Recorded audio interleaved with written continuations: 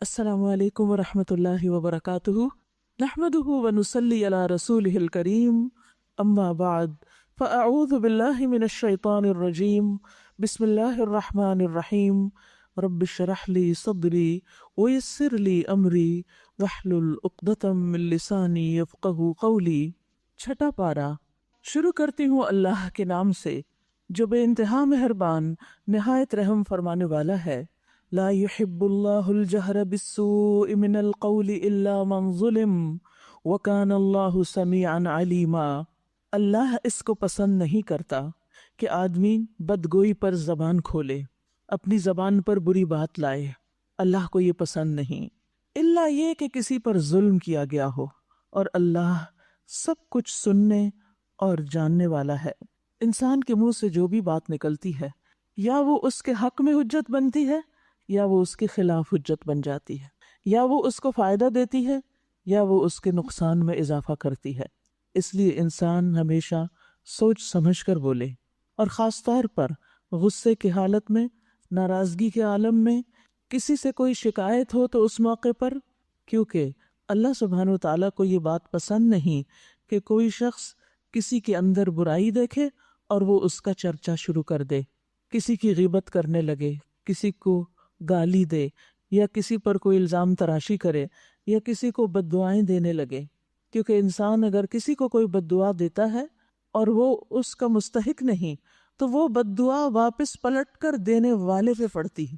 یعنی بعض لوگ بہت بے دریغ دوسروں کو بد دعائیں دینے لگتے ہیں، یہ سمجھتے ہوئے کہ ہم حق پر ہیں اور دوسرا ہی غلط ہے، لیکن یہ بھی تو احتمال ہے کہ آپ خود ہی غلط ہوں، تو وہ بد دعا جو آپ کسی کو دے رہے ہیں وہ آپ پر ہی نہ آ پڑے، اس کا وبال آپ ہی کو نہ بھگتنا پڑے۔ تو اس لیے بہت ضروری ہے کہ انسان بری بات کرتے ہوئے بارہا سوچے۔ پھر اسی طرح اگر اس پر ظلم کیا گیا ہے تو انصاف والی شریعت ہے ہمارے دین میں انصاف ہے کہ ہاں، اگر کوئی شخص مظلوم ہے، واقعی مظلوم ہے، اور اس کے ساتھ بہت زیادتی کی گئی ہے، تو ایسی صورت میں انسان اپنے اوپر ہونے والے ظلم کی داستان دوسرے کو سنا کر انصاف لے سکتا ہے، اس ظلم کو دور کر سکتا ہے، یا اس ظلم کو دور کرنے کے لیے دوسرے سے مدد لے سکتا ہے۔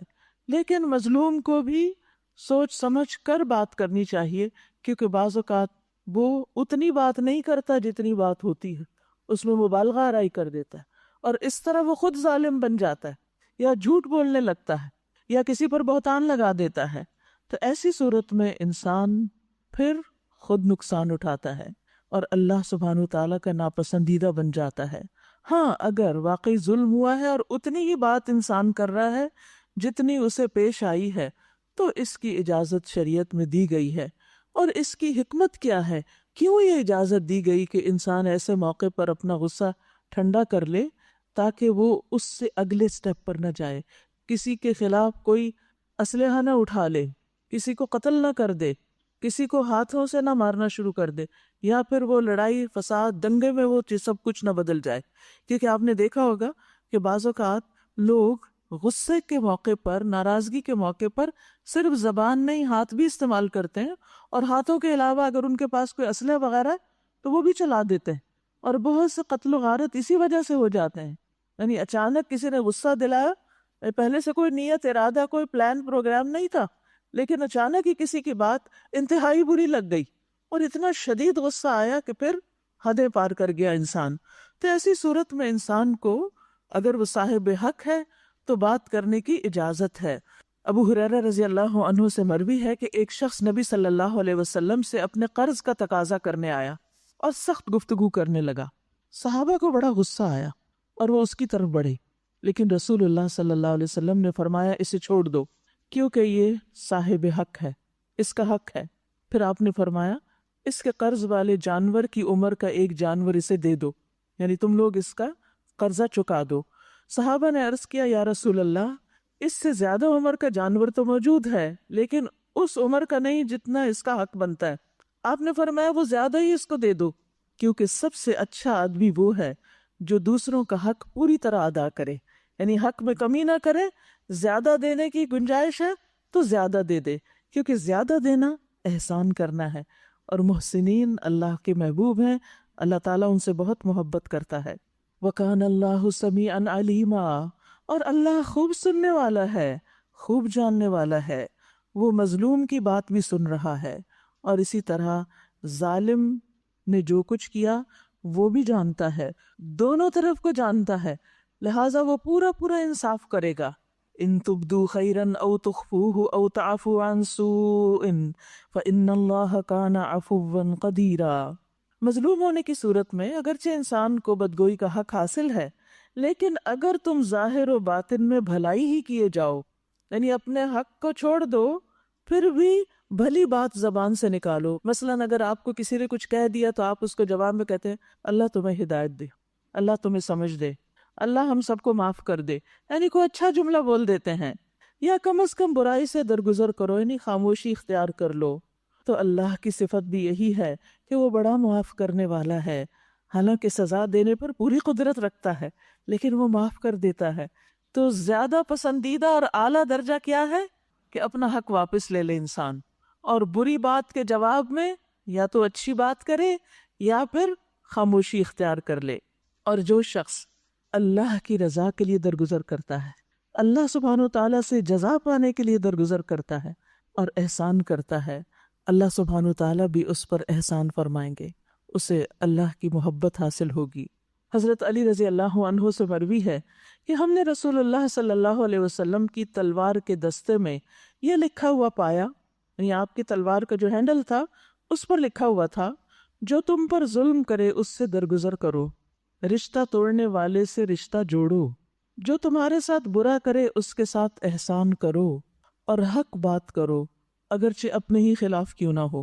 یعنی اگر آپ سے کسی کے ساتھ زیادتی ہو گئی اور پھر آپ کو احساس ہو گیا کہ آپ کی زیادتی تھی تو سوری کرنے میں دیر نہیں کرنی چاہیے، معافی مانگ لینی چاہیے، کیونکہ انسان کا غصہ تھوڑی دیر کے بعد ٹھنڈا ہونے لگتا ہے، پھر سوچتا ہے اتنی بڑی بھی کیا بات تھی جس کو میں نے اتنا بڑا ایشو بنا لیا، یعنی اس پر پھر لمبی ناراضگیاں نہیں مومن پالتا، جلد اس کیفیت سے باہر آتا ہے۔ اور جو درگزر نہیں کرتا اس سے درگزر نہیں کیا جاتا، یعنی اگر آپ کسی سے درگزر نہیں کر سکتے، اس کو معاف نہیں کر سکتے، اس کو ایکسکیوز نہیں کر سکتے، تو پھر آپ خود بھی تیار رہیے، کیونکہ ہیں تو آپ بھی انسان نہ کسی وقت تو پھسلیں گے، کسی نہ کسی وقت تو آپ سے بھی کوئی ایسی حرکت ہو ہی جائے گی، تو پھر کیا ہوگا؟ عمر رضی اللہ عنہ کہتے ہیں کہ جو شخص رحم نہیں کرتا اس پر رحم نہیں کیا جاتا، جو معاف نہیں کرتا اسے معافی نہیں ملتی، جو درگزر نہیں کرتا اس سے بھی درگزر نہیں کیا جاتا، اور جو کسی سے توبہ یعنی سوری قبول نہیں کرتا اس کی بھی توبہ قبول نہیں کی جاتی، جو خود گناہ سے نہیں بچتا اسے بچایا بھی نہیں جاتا۔ تو ہر شخص کو گناہ سے خود بچنے کی کوشش کرنی چاہیے۔ اس کے بعد فرمایا ان الذین یکفرون باللہ ورسلہ ویریدون ان یفرقوا بین اللہ ورسلہ، جو لوگ اللہ اور اس کے رسولوں سے کفر کرتے ہیں اور چاہتے ہیں کہ اللہ اور اس کے رسولوں کے درمیان تفریق کریں، اور کہتے ہیں کہ ہم کسی کو مانیں گے کسی کو نہ مانیں گے، یعنی ہماری اپنی چوائس ہے، اور کفر اور ایمان کے بیچ میں ایک راہ نکالنے کا ارادہ رکھتے ہیں، اولئک ھم الکافرون حقا، یہ سب پکے کافر ہیں، وَأَعْتَدْنَا لِلْكَافِرِينَ عَذَابًا مُهِينًا، اور ایسے کافروں کے لیے ہم نے وہ سزا مہیا کر رکھی ہے جو انہیں ذلیل و خوار کر دینے والی ہوگی۔ اس سے یہ پتہ چلتا ہے کہ ہمیں جس چیز پر ایمان لانے کا حکم دیا گیا ہے اس پر ایمان لے آئیں۔ ہمیں کیا حکم ہے کہ سارے رسولوں کو مانیں، سارے پیغمبروں کو مانیں، سب پر ایمان لائیں، پھر اسی طرح ساری کتابوں پر ایمان لائیں، سارے فرشتوں پر ایمان لائیں۔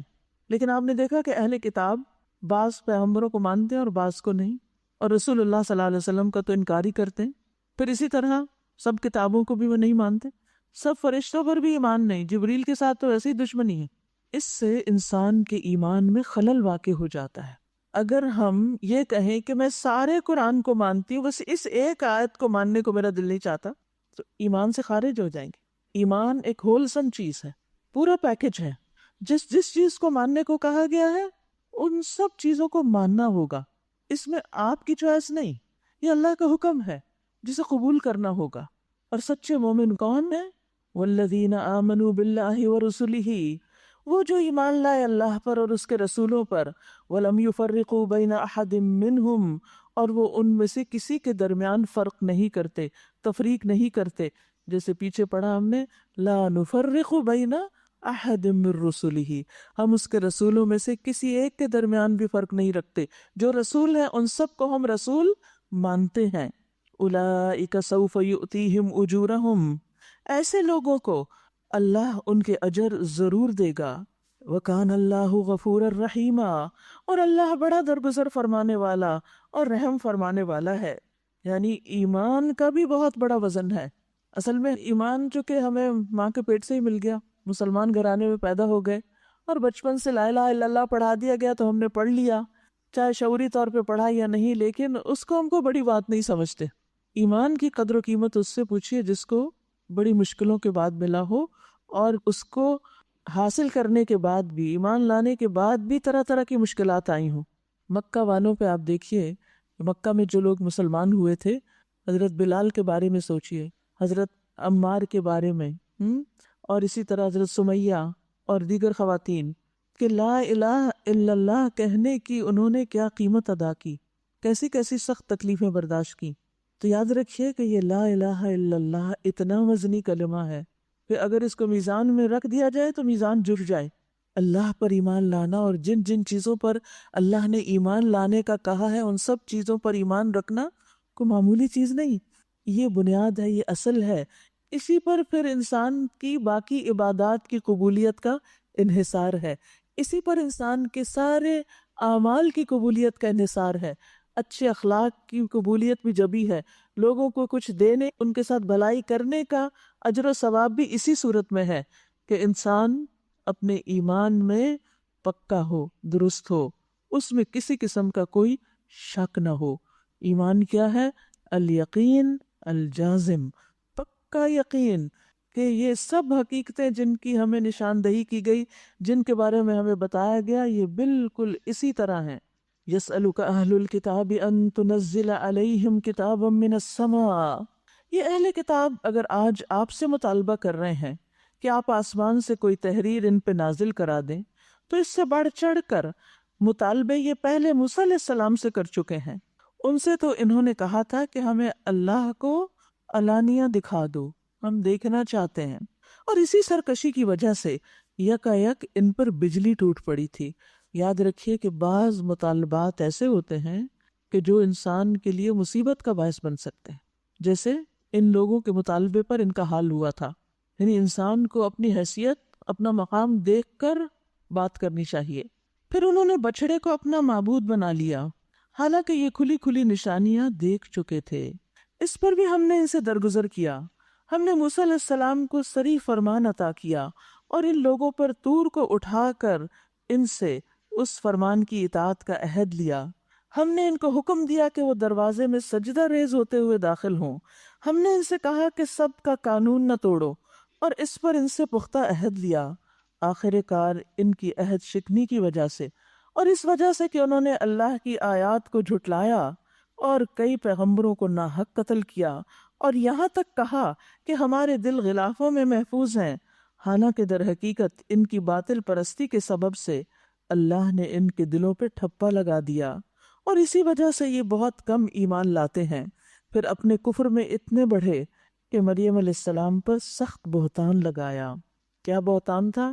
کہ نعوذ باللہ ان کے تعلقات یوسف نجار کے ساتھ تھے، یعنی بدکاری کا الزام لگایا، اور یہ کہ عیسیٰ علیہ السلام یوسف نجار کے بیٹے ہیں، یعنی جھوٹی تہمت لگا کر ان کو بدنام کرنے کی کوشش کی.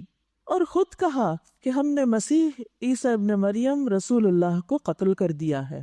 یعنی اتنی دلیری، اور ہیں اہل کتاب، کتاب والے، اور اللہ کے رسول کو قتل کر کے فخریہ اس کا اعلان کر رہے ہیں، حالانکہ فی الواقع انہوں نے نہ اس کو قتل کیا، وما قتلوہ، یعنی عیسیٰ علیہ السلام کو انہوں نے قتل نہیں کیا، وما صلبوہ، نہ صلیب پر چڑھایا، ولکن شبہ لہم، بلکہ معاملہ ان کے لیے مشتبہ کر دیا گیا.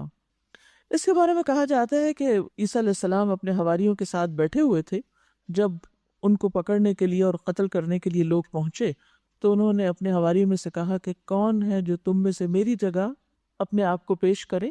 تو اس پر ایک حواری نے کہا کہ میں.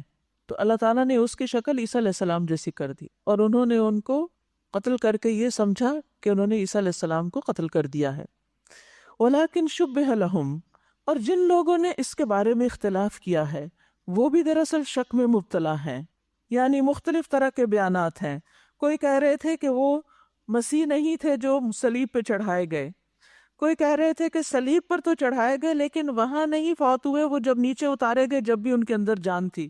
کسی نے کہا کہ انہوں نے صلیب پر وفات پائی، پھر وہ جی اٹھے اور کم از کم 10 مرتبہ اپنے مختلف حواریوں سے ملے اور ان سے باتیں کی، یعنی ان کے اپنے بیانات بھی بہت متفرق ہیں۔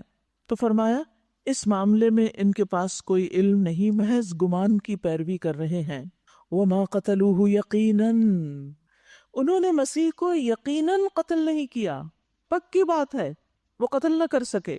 بل رفعہ اللہ الیہ، بلکہ اللہ نے ان کو اپنی طرف اٹھا لیا، بلند کر لیا۔ رفع کا لفظی معنی کیا ہوتا ہے؟ بلند کرنا۔ اللہ نے ان کو بلندی عطا کر دی، جسمانی اور روحانی طور پر عیسیٰ علیہ السلام کو اوپر لے جایا گیا۔ وَكَانَ اللَّهُ عَزِيزًا حَكِيمًا، اور اللہ زبردست ہے، حکمت والا ہے۔ یہ جو جملہ ہے نا، بل رفعہ اللہ الیہ، کہ اللہ نے ان کو اوپر لے لیا، بلند کر دیا، تو یاد رکھیے اللہ اپنے دوستوں کو عزت بخشتا ہے۔ اسی لیے بعد میں یہ صفت بیان ہوئی کہ اللہ عزیز ہے، وہ عزیز ہے، اور اس کے عزیز ہونے کی وجہ سے اس پر یہ حق بنتا ہے کہ وہ اپنے دوستوں کو بھی عزت عطا کرے اور ان کی سرپرستی فرمائے، ان کی حفاظت کرے۔ اور یاد رکھیے جس کا سرپرست اللہ ہو جائے، جس کی مدد اللہ کرے، جس کا ساتھ اللہ دے، پھر اس کو کوئی بھی نقصان نہیں دے سکتا۔ حضرت ابن عباس کو بھی نبی صلی اللہ علیہ وسلم نے یہ فرمایا تھا نا کہ یاد رکھو ساری دنیا بھی مل کر تمہیں کوئی نقصان دینا چاہے، کوئی نقصان نہیں دے سکتا۔ اس لیے کسی کی باتوں سے دل چھوٹا نہ کیا کرے۔ بعض اوقات ایسا ہوتا ہے نا کہ کوئی شخص بلا وجہ آپ پہ تنقید شروع کر دیتا ہے، کبھی آپ پہ جھوٹے الزام لگانا شروع کر دیتا ہے، آپ کو طرح طرح سے بدنام کرنے کی کوشش کرتا ہے۔ ایسے میں بھی ٹھنڈے رہیے، اطمینان سے رہیے، اور اپنا معاملہ اللہ سے درست کیجیے، رجوع اللہ کی طرف کیجیے کہ مجھے اللہ کا ساتھ مل جائے۔ اور جب اللہ کو آپ یاد کریں گے تو کیا ہوگا؟ فَاذْكُرُونِي اذکرکم واشکروا لی ولا تکفروا، اللہ کا شکر ادا کریں گے تو اللہ نعمتوں میں اضافہ کرے گا۔ اب اللہ کی طرف سے مدد آئے گی، اور جس کے پاس اللہ کی مدد ہو پھر وہ ناکام نہیں ہو سکتا۔ ہمارا حال کیا ہوتا ہے؟ ہمیں کسی انسان کی طرف سے کوئی دشمنی ہو، کوئی ہمارے خلاف کچھ لکھ دے، کچھ بول دے، کسی طرح ہمیں ستائے، تو ہم جواباً اسی طرح یا اس سے بھی زیادہ بد اخلاقی کا مظاہرہ کرتے ہیں، اور ہم سمجھتے ہیں ہم خود ہی اس کو کافی ہو جائیں گے، لیکن ہم خود نہیں کافی ہو سکتے۔ ہمیں دیکھنا یہ چاہیے کہ یہ سچویشن پیش کیوں آئی، اس کی حقیقت کیا ہے، اس میں سچائی کیا ہے۔ جو بھی شخص میرے بارے میں کچھ کہہ رہا ہے، اگر وہ صحیح کہہ رہا ہے تو مجھے اپنی اصلاح کرنی چاہیے، توبہ کرنی چاہیے، اور اگر وہ غلط بیانی کر رہا ہے تو مجھے معاملہ اللہ پہ چھوڑ دینا چاہیے، اللہ کو پکارنا چاہیے، اللہ سے مدد لینی چاہیے، جیسے حضرت عائشہ نے کیا تھا۔ پھر کیا ہوا؟ قرآن مجید میں ان کے حق میں وہ آیات اتری جو قیامت تک پڑھی جائیں گی، اللہ نے ان کا دفاع کیا۔ حضرت عائشہ کہتی کہ رسول اللہ صلی اللہ علیہ وسلم نے فرمایا 3 چیزیں ایسی ہیں جن پر میں قسم کھا سکتا ہوں۔ نمبر 1 یہ کہ اللہ عز و جل اس شخص کو جس کا اسلام میں کوئی حصہ ہو اس کی طرح نہیں کرے گا جس کا کوئی حصہ نہ ہو۔ اور اسلام کا حصہ 3 چیزیں ہیں، نماز، روزہ، زکوٰۃ۔ یعنی جو شخص ان فرائض کی پابندی کرتا ہے قیامت کے دن اس کا مقام کچھ اور ہوگا بنسبت اس کے کہ جو ان کی پابندی نہیں کرتا۔ 2 الگ الگ قسم کے لوگ ہیں یہ۔ دوسری بات یہ کہ اللہ عز و جل دنیا میں جس بندے کا سرپرست بن جائے قیامت کے دن اسے وہ کسی اور کے حوالے نہیں کرے گا۔ اللہ کی یہ دوستی دنیا میں بھی اور آخرت میں بھی قائم رہے گی۔ نمبر 3 یہ کہ جو شخص کسی قوم سے محبت رکھتا ہے اللہ تعالیٰ اسے انہی میں گن لیتا ہے، انہی کے ساتھ شامل کر دیتا ہے۔ اور آپ نے فرمایا ایک چوتھی بات بھی ہے جس پر اگر میں قسم اٹھا لوں تو مجھے امید ہے کہ میری قسم نہیں ٹوٹے گی، وہ یہ کہ اللہ عز و جل جس بندے کی دنیا میں پردہ پوشی کر دیتا ہے، اس کا عیب چھپا دیتا ہے، قیامت کے دن بھی اللہ اس کا عیب چھپا دے گا۔ اور اللہ کس کا عیب چھپاتا ہے پتہ ہے آپ کو؟ من ستر مسلما سترہ اللہ یوم القیامہ، جو کسی مسلمان کی پردہ پوشی کرے گا اللہ قیامت کے دن اس کے عیب ڈھانک دے گا۔ ہم سب سوچیں کیا واقعی ہم کسی کی غلطی، عیب، کوئی اس کے اندر کمی، کوتاہی، برائی دیکھ کر چپ رہتے ہیں یا 4 لوگوں کو بتا کے ہی دم لیتے ہیں؟ کون فرشتہ ہے ہم میں سے، کون یہ دعویٰ کرتا ہے کہ میرے اندر کوئی غلطی نہیں؟ جب ہمارے اندر غلطیاں ہیں تو اسی طرح انسان ہونے کے ناطے دوسروں کے اندر بھی کچھ نہ کچھ غلطی ہوتی ہے، اور اگر اللہ تعالیٰ ہمیں ان کا کوئی عیب دکھا دیتا ہے تو پھر ہمیں، اگر ان کی خیر خواہی مطلوب ہے تو ان کو ہی بتائیں کہ وہ اپنی اصلاح کر لیں۔ لیکن اس کا کیا مقصد ہے کہ آپ دائیں بائیں آگے پیچھے ہر ایک کو بتاتے پھریں اور اس کو پتہ ہی نہ ہو جس کی غلطی؟ کیا اس سے اصلاح ہو جائے گی؟ نہیں۔ بعض اوقات ہم اشاروں کے نایوں سے دوسروں کے عیبوں کی طرف توجہ دلاتے ہیں لوگوں کو، کبھی کبھی ہنستے ہیں، کبھی ان پہ بڑے معنی خیز انداز میں مسکراتے ہیں، کبھی منہ سے بول کر کسی کا عیب بیان کرتے ہیں اور کبھی اشاروں سے، کبھی آنکھ کے اشارے سے اور کبھی مسکرا کے اور کبھی بھویں چڑھا کے اور کبھی بڑے معنی خیز انداز میں سر ہلا کے۔ ان سب بھونڈی حرکتوں سے، ان سب بد اخلاقی والی حرکتوں سے باز آنا چاہیے۔ کوئی بھی چیز ناپسندیدہ ہو تو نگاہ پھیر لیں، زبان بند کر لیں، اور اگر آپ کو اس سے واقعی محبت ہے تو اس کو جا کے بتا دیں۔ یہ نہیں کہ اوروں کو بھی اکٹھا کر کے اس پہ ہنسنا شروع کر دیں۔ یاد رکھیے، کسی کی غیبت، مردہ بھائی کا گوشت کھانا ہے۔ تو مردے کا گوشت کھانا، ہاں، قیامت کے دن جب انسان اپنے اعمال میں غیبت دیکھے گا تو اس کو یوں نظر آئے گا کہ جیسے اس نے بہت سے مردوں کے اوپر دانت نوچے، بیک بائٹنگ، ان کی بیک کو بائٹ لگائے، یہ سب دکھایا جائے گا۔ ہماری سلامتی کس میں ہے، دنیا میں بھی اور آخرت میں بھی، کہ ہم کسی کی برائی کے پیچھے نہ پڑیں، لوگوں کو ان کے حال پہ چھوڑیں۔ لڑ رہے ہیں تو ان کی صلح کرا دیں، لیکن بلا وجہ کسی کے پیچھے نہ پڑ جائیں۔ جب تک ہم اس سے باز نہیں آئیں گے نا، تو ہم کسی کو نہیں، اپنے آپ کو ہی نقصان پہنچاتے رہیں گے۔ تو جو چاہتا ہے وہ سلامت رہے، وہ اپنے ہاتھ اور زبان سے دوسروں کو سلامت رکھے۔ اور اہل کتاب میں سے کوئی ایسا نہ ہوگا جو اس کی موت، یعنی عیسیٰ علیہ السلام کی، ان کی موت سے پہلے ان پر ایمان نہ لے آئے، اور قیامت کے روز وہ ان پر گواہی دیں گے۔ میں کل جب یہ آیات پڑھ رہی تھی تیاری کے لیے، تو میں جسٹ امیجن کر رہی تھی کہ کس طرح اللہ سبحانہ وتعالیٰ عیسیٰ علیہ السلام کو اٹھا کر اوپر لے گئے، اور پھر اب وہ آسمان پر ہیں، وہ سارا دن کیا کرتے ہوں گے، ان کا ایکسپیرینس کیا ہوگا۔ نبی صلی اللہ علیہ وسلم بھی براق پر گئے تھے نا آسمانوں پر، عیسیٰ علیہ السلام بھی گئے، وہ شاید ذکر کرتے رہتے ہیں، اللہ کی عبادت میں وہاں مشغول ہیں، کیونکہ پھر وہ دنیا میں آئیں گے، دمشق میں ایک مینارے پر اتریں گے، دجال کو قتل کریں گے، یاجوج ماجوج انہی کی دعا سے ہلاک ہوں گے، دنیا میں امن ہوگا، اسلام کا بول بالا ہوگا، ہر طرح کی خرابیاں ختم ہو جائیں گی، ہر طرف امن و امان ہوگا۔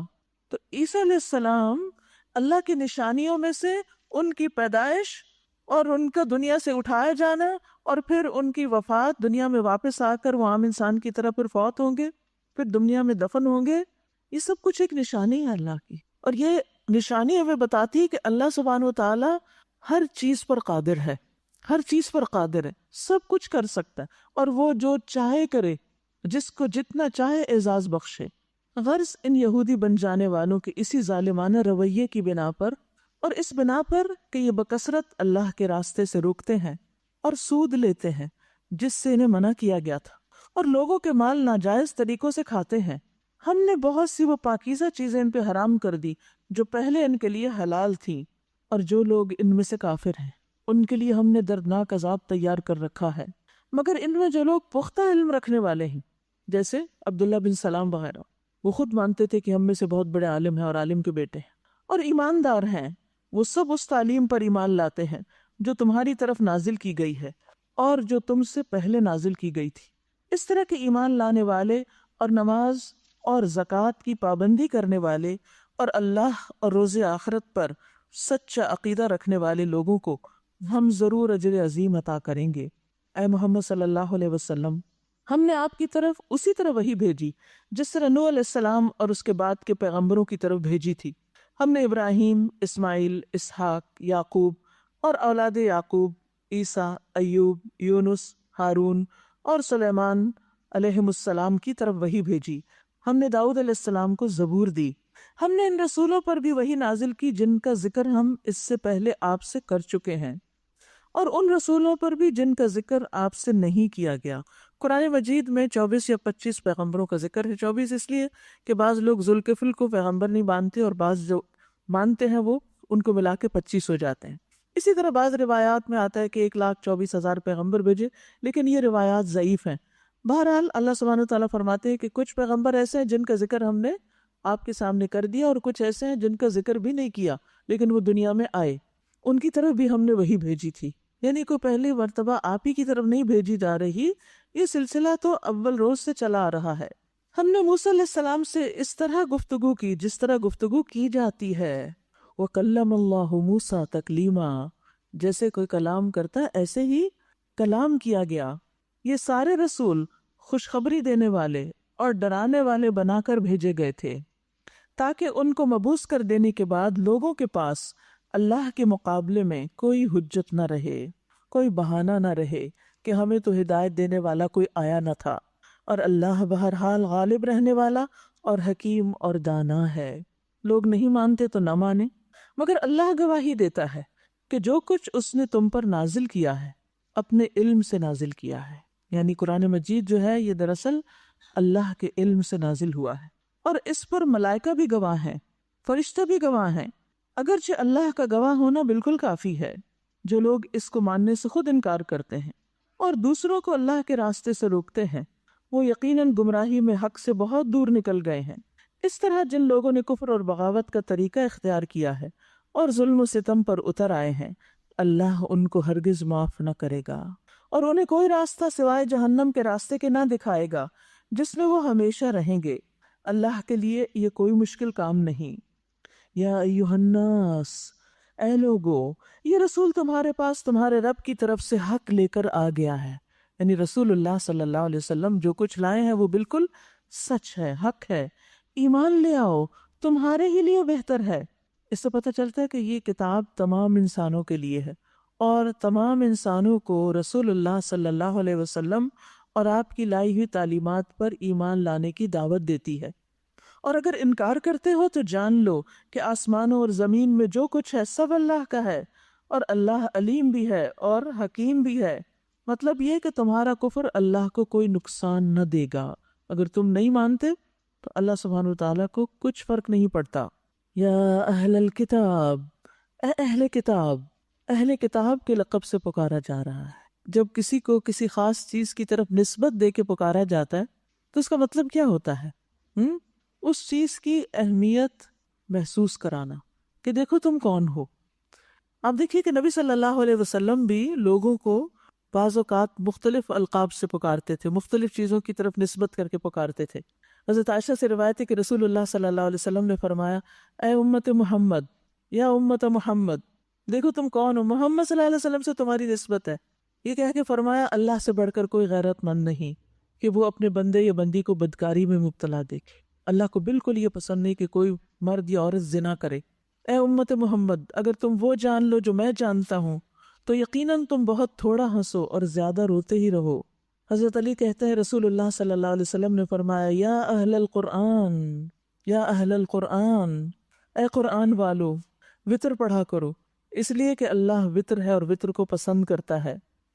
پھر اسی طرح معاویہ بن ابی سفیان جو تھے وہ حج کے سال عاشورہ کے دن منبر پر تھے۔ انہوں نے کہا، یا اہل المدینہ، اے مدینہ والو، تمہارے علماء کدھر گئے ہیں؟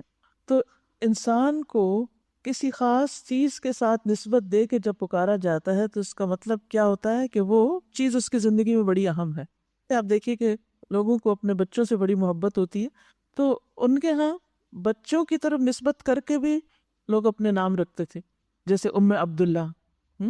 اسی طرح جن لوگوں کے اپنے بچے نہیں بھی ہوتے تھے وہ بھی کسی بھانجے کی طرف یا کسی اور کی طرف جو ان کو بہت عزیز ہوتا تھا اس کی طرف اپنی نسبت کر لیتے تھے، کنیت جسے کہتے ہیں۔ تو جب یہود و نصارہ کو اہل کتاب کہہ کے پکارا جاتا ہے تو اس کا مطلب یہ ہوتا ہے کہ تم تو کتاب پڑھنے پڑھانے والے لوگ ہو، تم اپنے اعمال کو دیکھو کر کیا رہے ہو۔ اس میں ہمارے لیے کیا سبق ہے کہ ہم امت محمد ہیں، ہم اہل القرآن ہیں، قرآن پڑھتے اور پڑھاتے ہیں۔ اے قرآن والو، دیکھو کہیں تم قرآن ہی کے خلاف تو نہیں عمل کر رہے، قرآن کے خلاف تو نہیں کام کر رہے۔ تمہارا فرض کیا بنتا تھا، تمہارے لیے حق کیا تھا، کہ تم اس کتاب کی لاج رکھتے. تو یہاں فرمایا گیا کہ اے اہل کتاب لا تغلو فی دینکم، اپنے دین میں غلو نہ کرو. غلو کیا ہوتا ہے؟ غلو کا مطلب ہوتا ہے کسی چیز کی تائید اور حمایت میں حد سے آگے بڑھ جانا. یہود کا جرم یہ تھا کہ وہ مسیح علیہ السلام کے انکار اور مخالفت میں حد سے بڑھ گئے، اور عیسائیوں نے کیا کیا کہ وہ مسیح علیہ السلام کی عقیدت اور محبت میں حد سے گزر گئے. کل انہوں نے پڑھا تھا نا کہ شیطان کسی چیز سے روکتا ہے یا پھر کسی چیز میں اعتدال نہیں رہنے دیتا اور حد سے بڑھاتا ہے. تو یہ غلو بھی انسان کے لیے بڑا نقصان دہ ہے. اعتدال کا راستہ بہترین راستہ ہے. اور فرمایا کہ دین میں بھی غلو نہ کرو. کہتے ہیں نا excess of everything is bad, کہ ہر چیز کی بہتات جو ہوتی ہے وہ اچھی نہیں ہوتی. دین کے معاملے میں بھی، عبادت کے معاملے میں بھی، کسی بھی خیر اور بھلائی کے معاملے میں، صدقہ خیرات کے معاملے میں، ہر چیز میں انسان کو اعتدال سے کام لینا چاہیے. وَلَا تَقُولُوا عَلَى اللَّهِ إِلَّا الْحَقِّ، اور اللہ کی طرف حق کے سوا کوئی بات منسوب نہ کرو. مسیح عیسیٰ ابن مریم اس کے سوا کچھ نہ تھے کہ اللہ کے ایک رسول تھے اور ایک فرمان، کلمہ کن، جو اللہ نے مریم کی طرف بھیجا، اور ایک روح تھی اللہ کی طرف سے. بس تم اللہ اور اس کے رسولوں پر ایمان لاؤ اور مت کہو کہ تین ہے. یہاں ٹرینٹی کو ڈینائی کیا جا رہا ہے کہ تین نہیں، اللہ بس ایک ہی ہے، الہ ایک ہی ہے. انتہو، باز آ جاؤ، خیر لکم، یہ تمہارے حق میں زیادہ اچھا ہے. انما اللہ الہ واحد، بے شک اللہ ایک ہی الہ ہے. سبحانہ، پاک ہے وہ، ان یکون لہ ولد، کہ اس کا کوئی بیٹا ہو. لہ ما فی السماوات و ما فی الارض، آسمان و زمین کی ساری چیزیں اس کی ملکیت ہے. وکفی باللہ وکیلا، اور ان کی کفالت کے لیے بس وہی کافی ہے. اللہ کو کسی بیٹے کی ضرورت نہیں ہوتی. بیٹا تو اس کو چاہیے ہوتا ہے جس کو خود دنیا سے جانا ہے اور اپنے مال کے لیے اور اپنی لیگیسی کو آگے بڑھانے کے لیے اس کو بیٹے کی ضرورت ہے.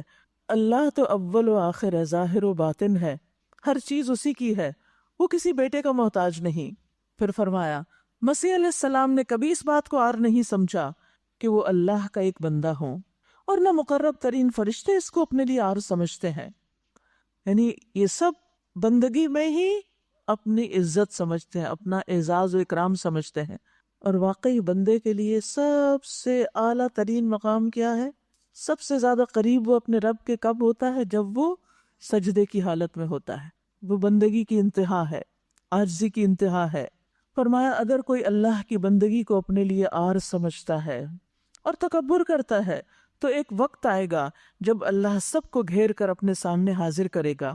اس وقت وہ لوگ جنہوں نے ایمان لا کر نیک طرز عمل اختیار کیا اپنے اجر پورے پورے پائیں گے، اور اللہ اپنے فضل سے ان کو مزید اجر عطا فرمائے گا. اور جن لوگوں نے بندگی کو عار سمجھا، تکبر کیا، بندگی کو عار سمجھا، یعنی عبادت کے لیے وہ تیار نہیں اللہ کے آگے جھکنے کے لیے، اور پھر تکبر بھی کرتے ہیں، ان کو اللہ دردناک سزا دے گا. اور اللہ کے سوا جن جن کی سرپرستی اور مددگاری پر وہ بھروسہ رکھتے ہیں ان میں سے کسی کو بھی وہ وہاں نہ پائیں گے. لوگو، تمہارے رب کی طرف سے تمہارے پاس دلیل روشن آ گئی ہے، اور ہم نے تمہاری طرف ایسی روشنی بھیج دی ہے جو تمہیں صاف صاف راستہ دکھانے والی ہے. اب جو لوگ اللہ کی بات مان لیں گے اور اس کی پناہ ڈھونڈیں گے، ان کو اللہ اپنی رحمت اور فضل و کرم کے دامن میں لے لے گا اور اپنی طرف آنے کا سیدھا راستہ ان کو دکھا دے گا. لوگ تم سے کلالہ کے معاملے میں فتویٰ پوچھتے ہیں، کہو اللہ تمہیں فتویٰ دیتا ہے. اگر کوئی شخص بے اولاد مر جائے اور اس کی ایک بہن ہو تو وہ اس کے ترکے میں سے آدھا پائے گی، نصف. اور اگر بہن بے اولاد مرے تو بھائی اس کا وارث ہوگا، یعنی پورا مال لے لے گا. اگر میت کی وارث 2 بہنیں ہوں تو وہ ترکے میں سے 2/3 کی حقدار ہوگی. اور اگر کئی بھائی بہنیں ہوں تو عورتوں کا ایک مردوں کا دوہرا حصہ ہوگا. اللہ تمہارے لیے احکامات کی توضیح کرتا ہے، وضاحت کرتا ہے تاکہ تم بھٹکتے نہ پھرو، اور اللہ ہر چیز کا علم رکھتا ہے. تو بات یہ ہے کہ جو شخص اللہ پر ایمان رکھتا ہے اور اللہ کو مضبوطی سے پکڑ لیتا ہے، یعنی اللہ کے ساتھ اپنا تعلق مضبوط رکھتا ہے، تو ایسے شخص کے لیے خوشخبری ہے کہ وہ اللہ کی رحمت کا حصہ پائے گا، اللہ کا فضل اس کو نصیب ہوگا، صراط مستقیم اس کو نصیب ہوگا. اور جو شخص اس راستے کو چھوڑ دے وہ اللہ کی رحمت سے محروم ہو جائے گا. اللہ کے راستے پر چلنے کی علامت کیا ہوتی ہے؟ کہ جو بھی اللہ تعالیٰ کے احکامات ہیں انسان ان کو اپنی زندگی میں لائے، حتیٰ کہ مرنے کے بعد بھی کسی کا مال جب تقسیم ہو تو پورے انصاف کے ساتھ ہو، کسی کے حق میں کوئی کمی نہ کی جائے۔ سورۃ المائدہ۔ شروع کرتی ہوں اللہ کے نام سے جو بے انتہا مہربان نہایت رحم فرمانے والا ہے۔ سورۃ النساء میں ہم نے پڑھا کہ اہل کتاب نے اللہ سے کیے ہوئے وعدے پورے نہیں کیے، ان کو توڑ دیا، تو ان کے اس نقض عہد کی بنا پر اللہ تعالیٰ ان سے ناراض ہوا۔ یہاں اس سورت کے شروع میں مومنوں سے کہا جا رہا ہے، یا ایھا الذین آمنوا، اے لوگو جو ایمان لائے ہو، اوفوا بالعقود، تم اپنے عہد و پیمان پورے کرو، یعنی اللہ تعالیٰ کے احکامات کی پابندی کرو، اللہ اور بندے کے درمیان جو معاہدے ہیں ان کو پورا کرو، اور بندے بندوں کے ساتھ اللہ کا نام لے کر جو معاہدے کرتے ہیں ان کو بھی پورا کریں۔ پھر اس کے بعد حلال و حرام کے بارے میں کچھ ہدایات ہیں۔ تمہارے لیے مویشی کی قسم کے سب جانور حلال کیے گئے سوائے ان کے جو آگے چل کر تم کو بتائے جائیں گے، لیکن احرام کی حالت میں شکار کو اپنے لیے حلال نہ کر لو، یعنی جو حلال ہے وہ بھی ایک مخصوص وقت میں تمہارے لیے حرام ہے، جیسے کھانا پینا جو حلال ہے وہ روزے کی حالت میں حرام ہے، نہیں کھا سکتے۔ تو اللہ سبحانہ وتعالیٰ نے اس طرح کی پابندیاں دراصل ہمارا امتحان لینے کے لیے ہم پر لگائی ہیں، اور اطاعت نام بھی اس کا ہے، عبادت کہتے ہی اس کو ہے۔ عبادت کا معنی کیا ہے کہ اللہ کے حکم کی پیروی کرو، جہاں کہے چل پڑو تو چل دیں، جہاں کہے رک جاؤ تو رک جائیں، وہ کہے کھا لو تو کھا لیں، وہ کہے نہیں کھاؤ تو نہیں کھائیں، یہی عبادت ہوتی ہے۔ اور یہ نہیں کہ ہم ایک جگہ کی مثال دوسری جگہ لگائیں کہ وہ احرام کی حالت میں شکار منع ہے لہٰذا یہاں عام دنوں میں بھی جانور ذبح نہ کرو، جیسے بہت سے لوگ کہتے ہیں نا وہ احرام کی حالت میں نقاب نہیں کرنا ہوتا نا تو عام دنوں میں کیا ضرورت ہے، وہاں بھی تو نہیں کرتے۔ وہاں کے احکامات وہاں کے لیے ہیں، یہاں کے احکامات یہاں کے لیے، ہر جگہ کے لیے اللہ نے ہمیں جو کرنے کو کہا ہے وہی کریں۔ دین اللہ نے بھیجا ہے، ہماری چوائس پر نہیں کہ ہم اپنی مرضی سے فیصلہ کریں اور اپنی مرضی سے قیاس کرتے رہیں، اچھا وہ بات جو ایسے کہی ویسے کہ نہیں، ہر چیز کی ایک دلیل ہونی چاہیے اور اس دلیل کے مطابق خود کو اس کے تابع کرنا چاہیے، نہ کہ اپنی من گھڑت باتیں اور اپنی خواہشات پر مبنی دین میں تبدیلیاں کرتے رہیں۔ فرمایا بے شک اللہ جو چاہتا ہے حکم دیتا ہے، تو اصل چیز تو اللہ کا حکم ہے۔ اے لوگو جو ایمان لائے ہو، شعائر اللہ کو بے حرمت نہ کرو، نہ حرام مہینوں میں سے کسی کو حلال کر لو، نہ قربانی کے جانوروں پر دست درازی کرو، یعنی جو حرم کی طرف جا رہے ہوں، نہ ان جانوروں پر ہاتھ ڈالو جن کی گردنوں میں نظر کی علامت کے طور پر پٹے پڑے ہوئے ہوں، نہ ان لوگوں کو چھیڑو جو اپنے رب کے فضل اور اس کی خوشنودی کی تلاش میں مکان محترم یعنی کعبہ کی طرف جا رہے ہوں۔ ہاں جب احرام کی حالت ختم ہو جائے تو تم شکار کر سکتے ہو، پابندی ختم، اب آزاد ہو۔ اور دیکھو ایک گروہ نے جو تمہارے لیے مسجد حرام کا راستہ بند کر دیا ہے تو اس پر تمہارا غصہ تمہیں اتنا مشتعل نہ کر دے کہ تم بھی ان کے مقابلے میں ناروا زیادتیاں کرنے لگو۔ سبحان اللہ، یہ ہے ہمارا دین، کہیں بھی ایکسٹریمزم نہیں۔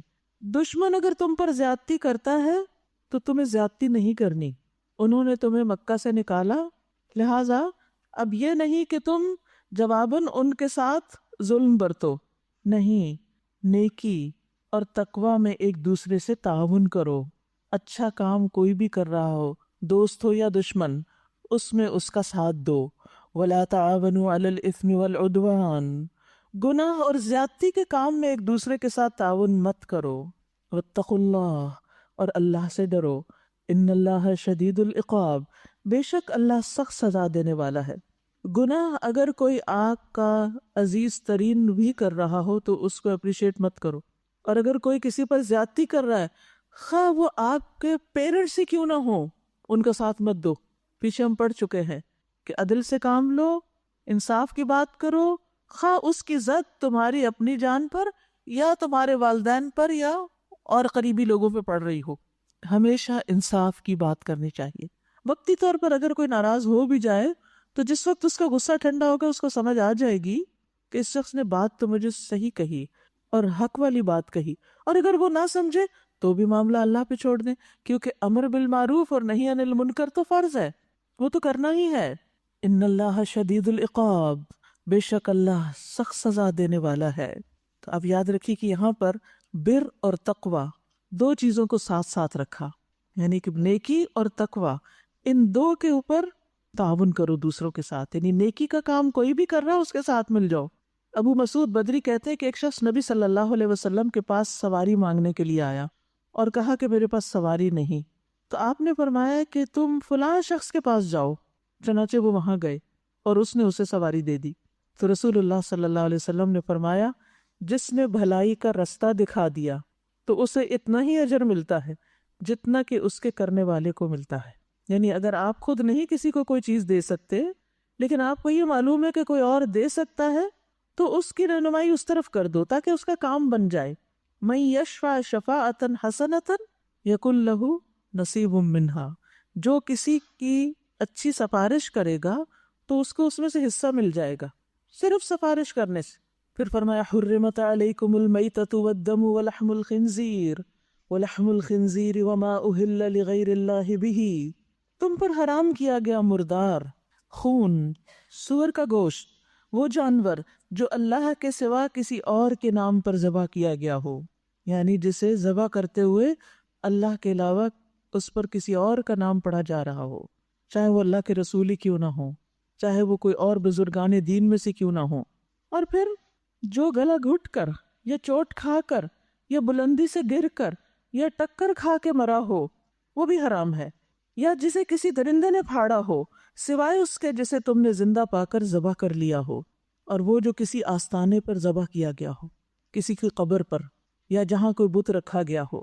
نیز یہ بھی تمہارے لیے ناجائز ہے کہ 500 کے ذریعے سے اپنی قسمت معلوم کرو، یہ سب فسق ہے، نافرمانی کے کام ہے۔ اللہ سبحانہ وتعالیٰ نے واضح کر کے بتا دی کہ کیا کیا کرنا تمہارے لیے جائز نہیں۔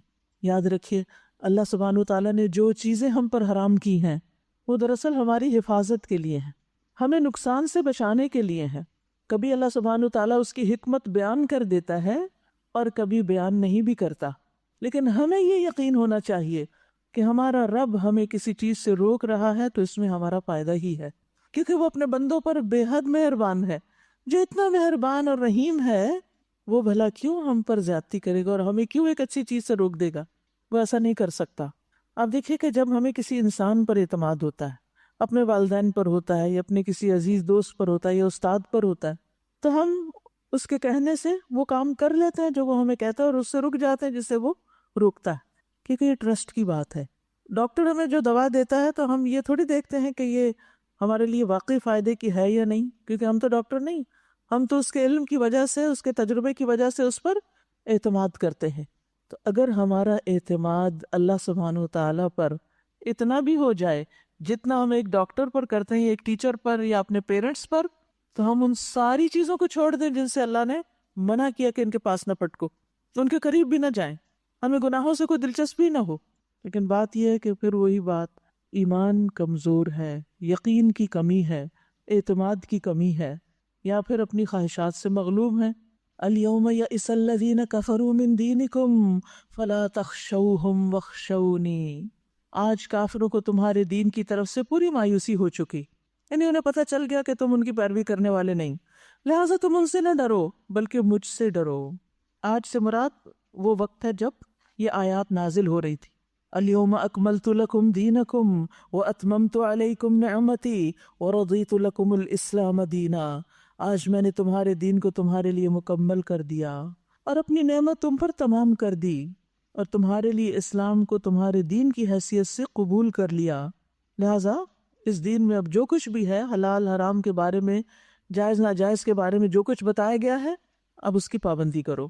البتہ جو شخص بھوک سے مجبور ہو کر ان میں سے کوئی چیز کھا لے بغیر اس کے کہ گناہ کی طرف اس کا میلان ہو، تو بے شک اللہ معاف کرنے والا اور رحم کرنے والا ہے۔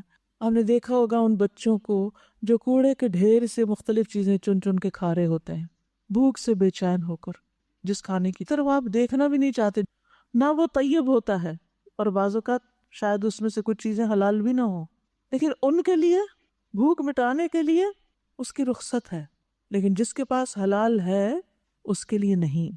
فإن اللہ غفور الرحیم، بے شک اللہ معاف کرنے والا اور رحم فرمانے والا ہے۔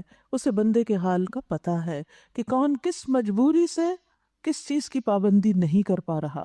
لوگ پوچھتے ہیں کہ ان کے لیے کیا حلال کیا گیا ہے، کہیے تمہارے لیے ساری پاک چیزیں حلال کر دی گئیں، جسے پیچھے بھی ذکر ہوا تھا نا کل، کہ حرام لمیٹڈ ہے، بس گن کے بتا دیا یہ چیزیں نہیں کھانی، یہ کام نہیں کرنے، اور باقی سب تمہارے لیے حلال ہے، جائز ہے۔ تو حلال کا دائرہ وسیع ہے، حرام محدود ہے، لمیٹڈ ہے۔ اور جن شکاری جانوروں کو تم نے سدھایا ہو، جن کو اللہ کے دیے ہوئے علم کی بنا پر تم شکار کی تعلیم دیتے ہو، جیسے شکاری کتے وغیرہ، وہ جس جانور کو تمہارے لیے پکڑ رکھے اس کو بھی تم کھا سکتے ہو، یعنی جب اللہ کا نام لے کر ان کو چھوڑو، البتہ اس پر اللہ کا نام لے لو۔ اس سے یہ پتہ چلتا ہے کہ کوئی بھی گوشت حلال اس وقت ہوتا ہے جب اس کا شکار اللہ کے نام سے کیا جائے یا ذبح اس کو اللہ کے نام سے کیا جائے، یعنی ذبح کرتے وقت اللہ کا نام لینا ضروری ہے۔ اور اللہ کا قانون توڑنے سے ڈرو، اللہ کو حساب لیتے کچھ دیر نہیں لگتی۔ آج تمہارے لیے ساری پاک چیزیں حلال کر دی گئیں، اہل کتاب کا کھانا تمہارے لیے حلال ہے اور تمہارا کھانا ان کے لیے، لیکن بنیادی شرط وہی ہوگی کہ اہل کتاب نے اگر اس پر اللہ کا نام لیا ہو، کسی اور کا نہیں۔ اور محفوظ عورتیں بھی تمہارے لیے حلال ہیں، خواہ وہ اہل ایمان میں سے ہو یا ان قوموں میں سے جن کو تم سے پہلے کتاب دی گئی۔ محفوظ عورتیں، پاک دامن عورتیں۔ شرط کیا ہے؟ اذا آتیتموہن اجورہن، جب تم ان کے مہر ادا کر دو، یعنی مہر کی نسبت عورت کی طرف کی گئی، یعنی عورت کا یہ اپنا پورا مال ہوگا، اس کا حق ملکیت ہے اس مال پر، چاہے ڈھیروں مال ہو، وہ اس کا ہے۔ اب اجورہن یعنی ان کا حق ہے، اور اس میں سے کسی کا بھی کچھ حصہ نہیں ہوتا مگر صرف وہی جس کی اجازت وہ اپنے شوہر یا اپنے وارث یا کسی اور کو دے کہ وہ اس میں سے کچھ استعمال کر لے۔ تو یاد رکھیے، مہر عورت کا حق ہے۔ رسول اللہ صلی اللہ علیہ وسلم نے فرمایا، مہر یا جس وعدے کے ساتھ عورت کی شرمگاہ کو حلال کیا جاتا ہے تو یہ اسی عورت کا حق ہے، اور عقد نکاح کے بعد جس چیز کے ساتھ عورت کے باپ، بھائی یا وارث کی تکریم کی جائے تو وہ اسی کا ہوگا۔ سبحان اللہ، ہمارا دین کیا سکھاتا ہے کہ لڑکے والے لڑکی کو بھی مہر دیں اور اس کے جو وارث ہیں، بھائی، باپ اور دیگر رشتہ دار، ان کو بھی تحفے تحائف دیں۔ ہمارے ہاں کیا ہوتا ہے؟ سبحان اللہ، بالکل الٹ، لڑکی جہیز بھی لے کر آئے اور سارے خاندان کے لیے کپڑے اور دیگر تحفے تحائف بھی لے کر آئے۔ اور یہاں آپ دیکھیے کیا کہا جائے، مسند احمد کی روایت ہے کہ مہر عورت کا حق ہے، اور نکاح کے بعد جس چیز کے ساتھ عورت کے باپ، بھائی یا وارث کی عزت کی جائے، یعنی تحفہ وغیرہ دیا جائے، تو وہ اسی کا ہوگا، یعنی ان کا حق ہوگا۔ اور انسان کی جس کے بدلے میں سب سے زیادہ تکریم کی جانی چاہیے، کسی بھی انسان کی جس چیز کے بدلے سب سے زیادہ عزت ہونی چاہیے، وہ اس کی بیٹی یا بہن ہے۔ اتنا بڑا مقام، عزت اور رتبہ دیا ہے اللہ نے عورت کو کہ اگر تم کسی کی بیٹی لے آتے ہو تو اب اس کی وجہ سے تم اس بچی کے والد، بھائی اور جو اس کے رشتہ دار ہیں ان سب کی بھی عزت کرو۔ لیکن آپ نے دیکھا ہوگا بعض اوقات افسوس کے ساتھ یہ کہنا پڑتا ہے کہ مرد حضرات بیوی کے باپ کو بھی گالیاں دینے لگتے ہیں، ماں کو بھی برا بھلا کہنے لگتے ہیں، اور بھی، حالانکہ ان بیچاروں کو قصور نہیں ہوتا۔ بعض اوقات یہاں کچھ کمی بیشی ہوتی ہے، لڑکی کے اندر کوئی خامی ہوتی ہے، لیکن فوراً کہاں تک پہنچ جاتے ہیں؟ ماں باپ تک پہنچ جاتے ہیں، یا اور خاندان کو تانے ملنے لگتے ہیں، یہ تمہارا تو خاندان ہی ایسا ہے۔ تو یاد رکھیے کہ بیٹی اور بہن جو کسی کے ساتھ بیاہ دیتا ہے تو وہ شخص بذات خود بھی عزت کے قابل ہوتا ہے، یعنی جس نے اپنی بہن دے دی تمہیں، جس نے اپنی بیٹی دے دی تمہیں، اب اس کی عزت کرو، اس کا احترام کرو۔ لیکن ہمارے یہاں کیا کلچر ہے؟ بیٹی کے گھر سے پانی بھی نہیں پینا۔ اب تو خیر اس میں بہت حد تک اصلاح ہو گئی ہے، لیکن ابھی تک بھی ایک وہ ہے کہ لڑکی کے گھر والوں میں سے کوئی نہ آئے تو بہت کم آئے، لڑکی اپنے میکے نہ جائے، 100% پوزیشن ہو، قید ہو، کنٹرول ہو۔ یہ طریقہ درست نہیں۔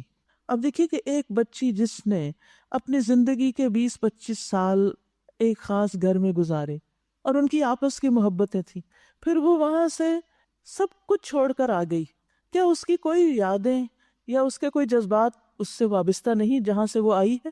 ہیں۔ اور آپ دیکھیے کہ ہم سب خود خواتین، ہم سب اپنے اپنے میکے کو جو اہمیت دیتے ہیں، ان سے جو محبت یا جو والدین کے ساتھ ایک اٹیچمنٹ ہے، خصوصاً بیٹیوں کو ماں باپ کے ساتھ جو ایک اٹیچمنٹ ہوتی ہے، اس کو آپ کبھی ختم نہیں کر سکتے. تو اس لیے کبھی بھی ایسی پابندیاں نہیں لگانی چاہیے کہ جس کی وجہ سے پھر آپس کے تعلقات بہت خراب ہونے لگے. لیکن لڑکیوں کو بھی اس معاملے میں بہت احتیاط کرنی چاہیے کہ اپنے ہسبینڈ کا کمپیریزن اپنے باپ کے ساتھ نہ کریں. وہ ایک میچور شخص ہے، یہ ابھی زندگی کا آغاز کر رہا ہے، اس کی عادتیں پختہ ہو چکی ہیں، وہ بہت سے تجربوں کی بھٹی سے گزر چکا ہے، اور یہاں یہ تو ابھی بہت کچھ سیکھنے والا، بہت کچھ غلطیاں کر کے. تو بی پیشنٹ.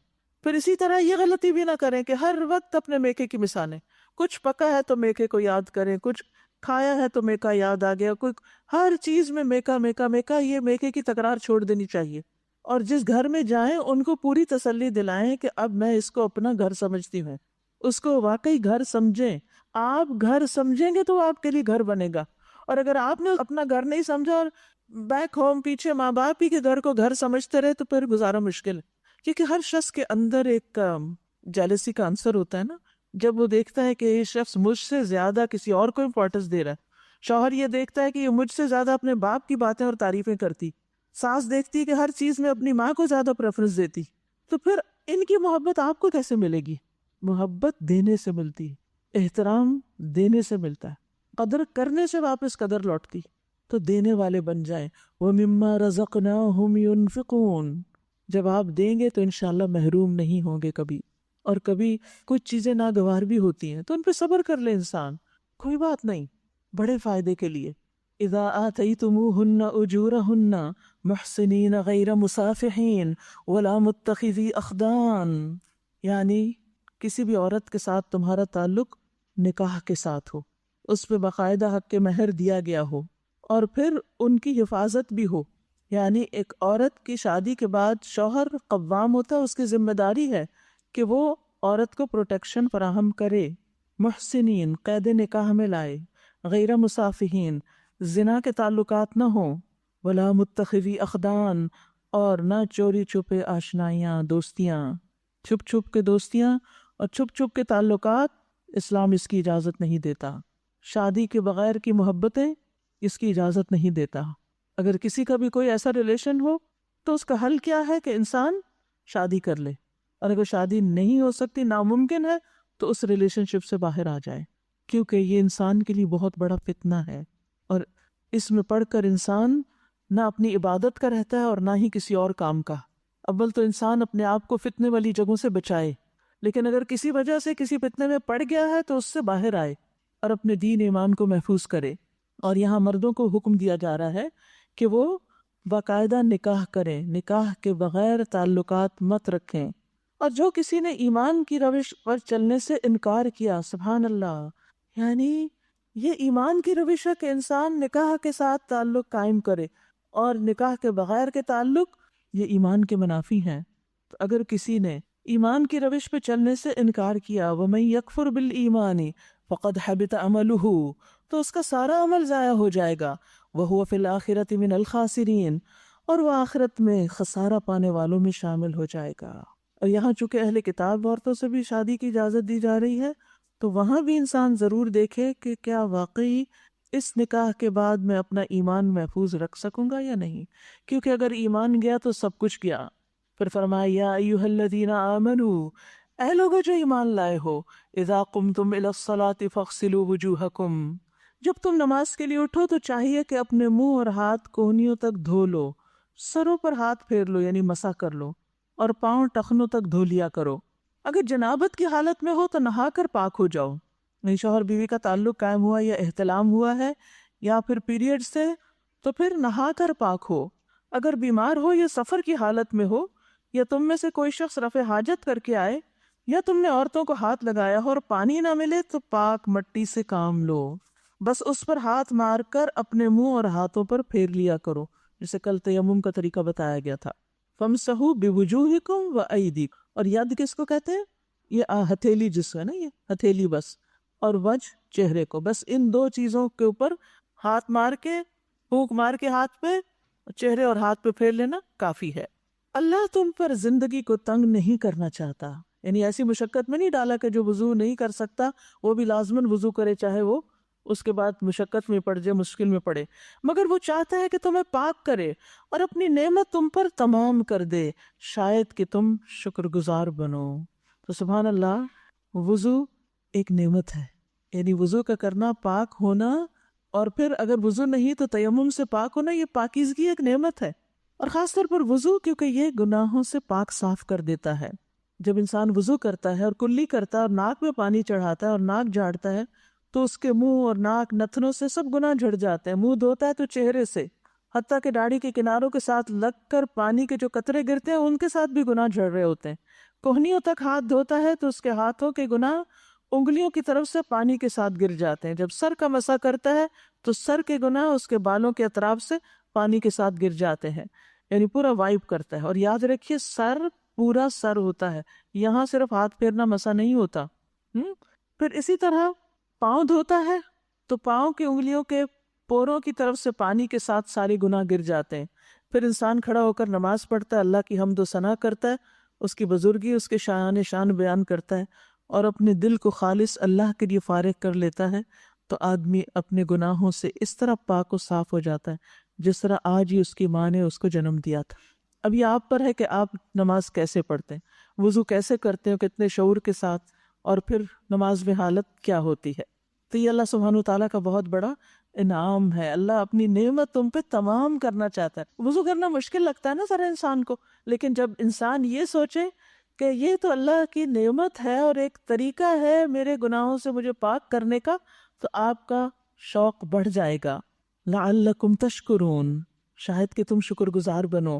اللہ نے تمہیں جو نعمت عطا کی ہے اس کا خیال رکھو، اور اس پختہ عہد و پیمان کو نہ بھولو جو اس نے تم سے لیا ہے، یعنی تمہارا یہ قول کہ ہم نے سنا اور اطاعت قبول کی۔ اللہ سے ڈرو، اللہ دلوں کے راز تک جانتا ہے۔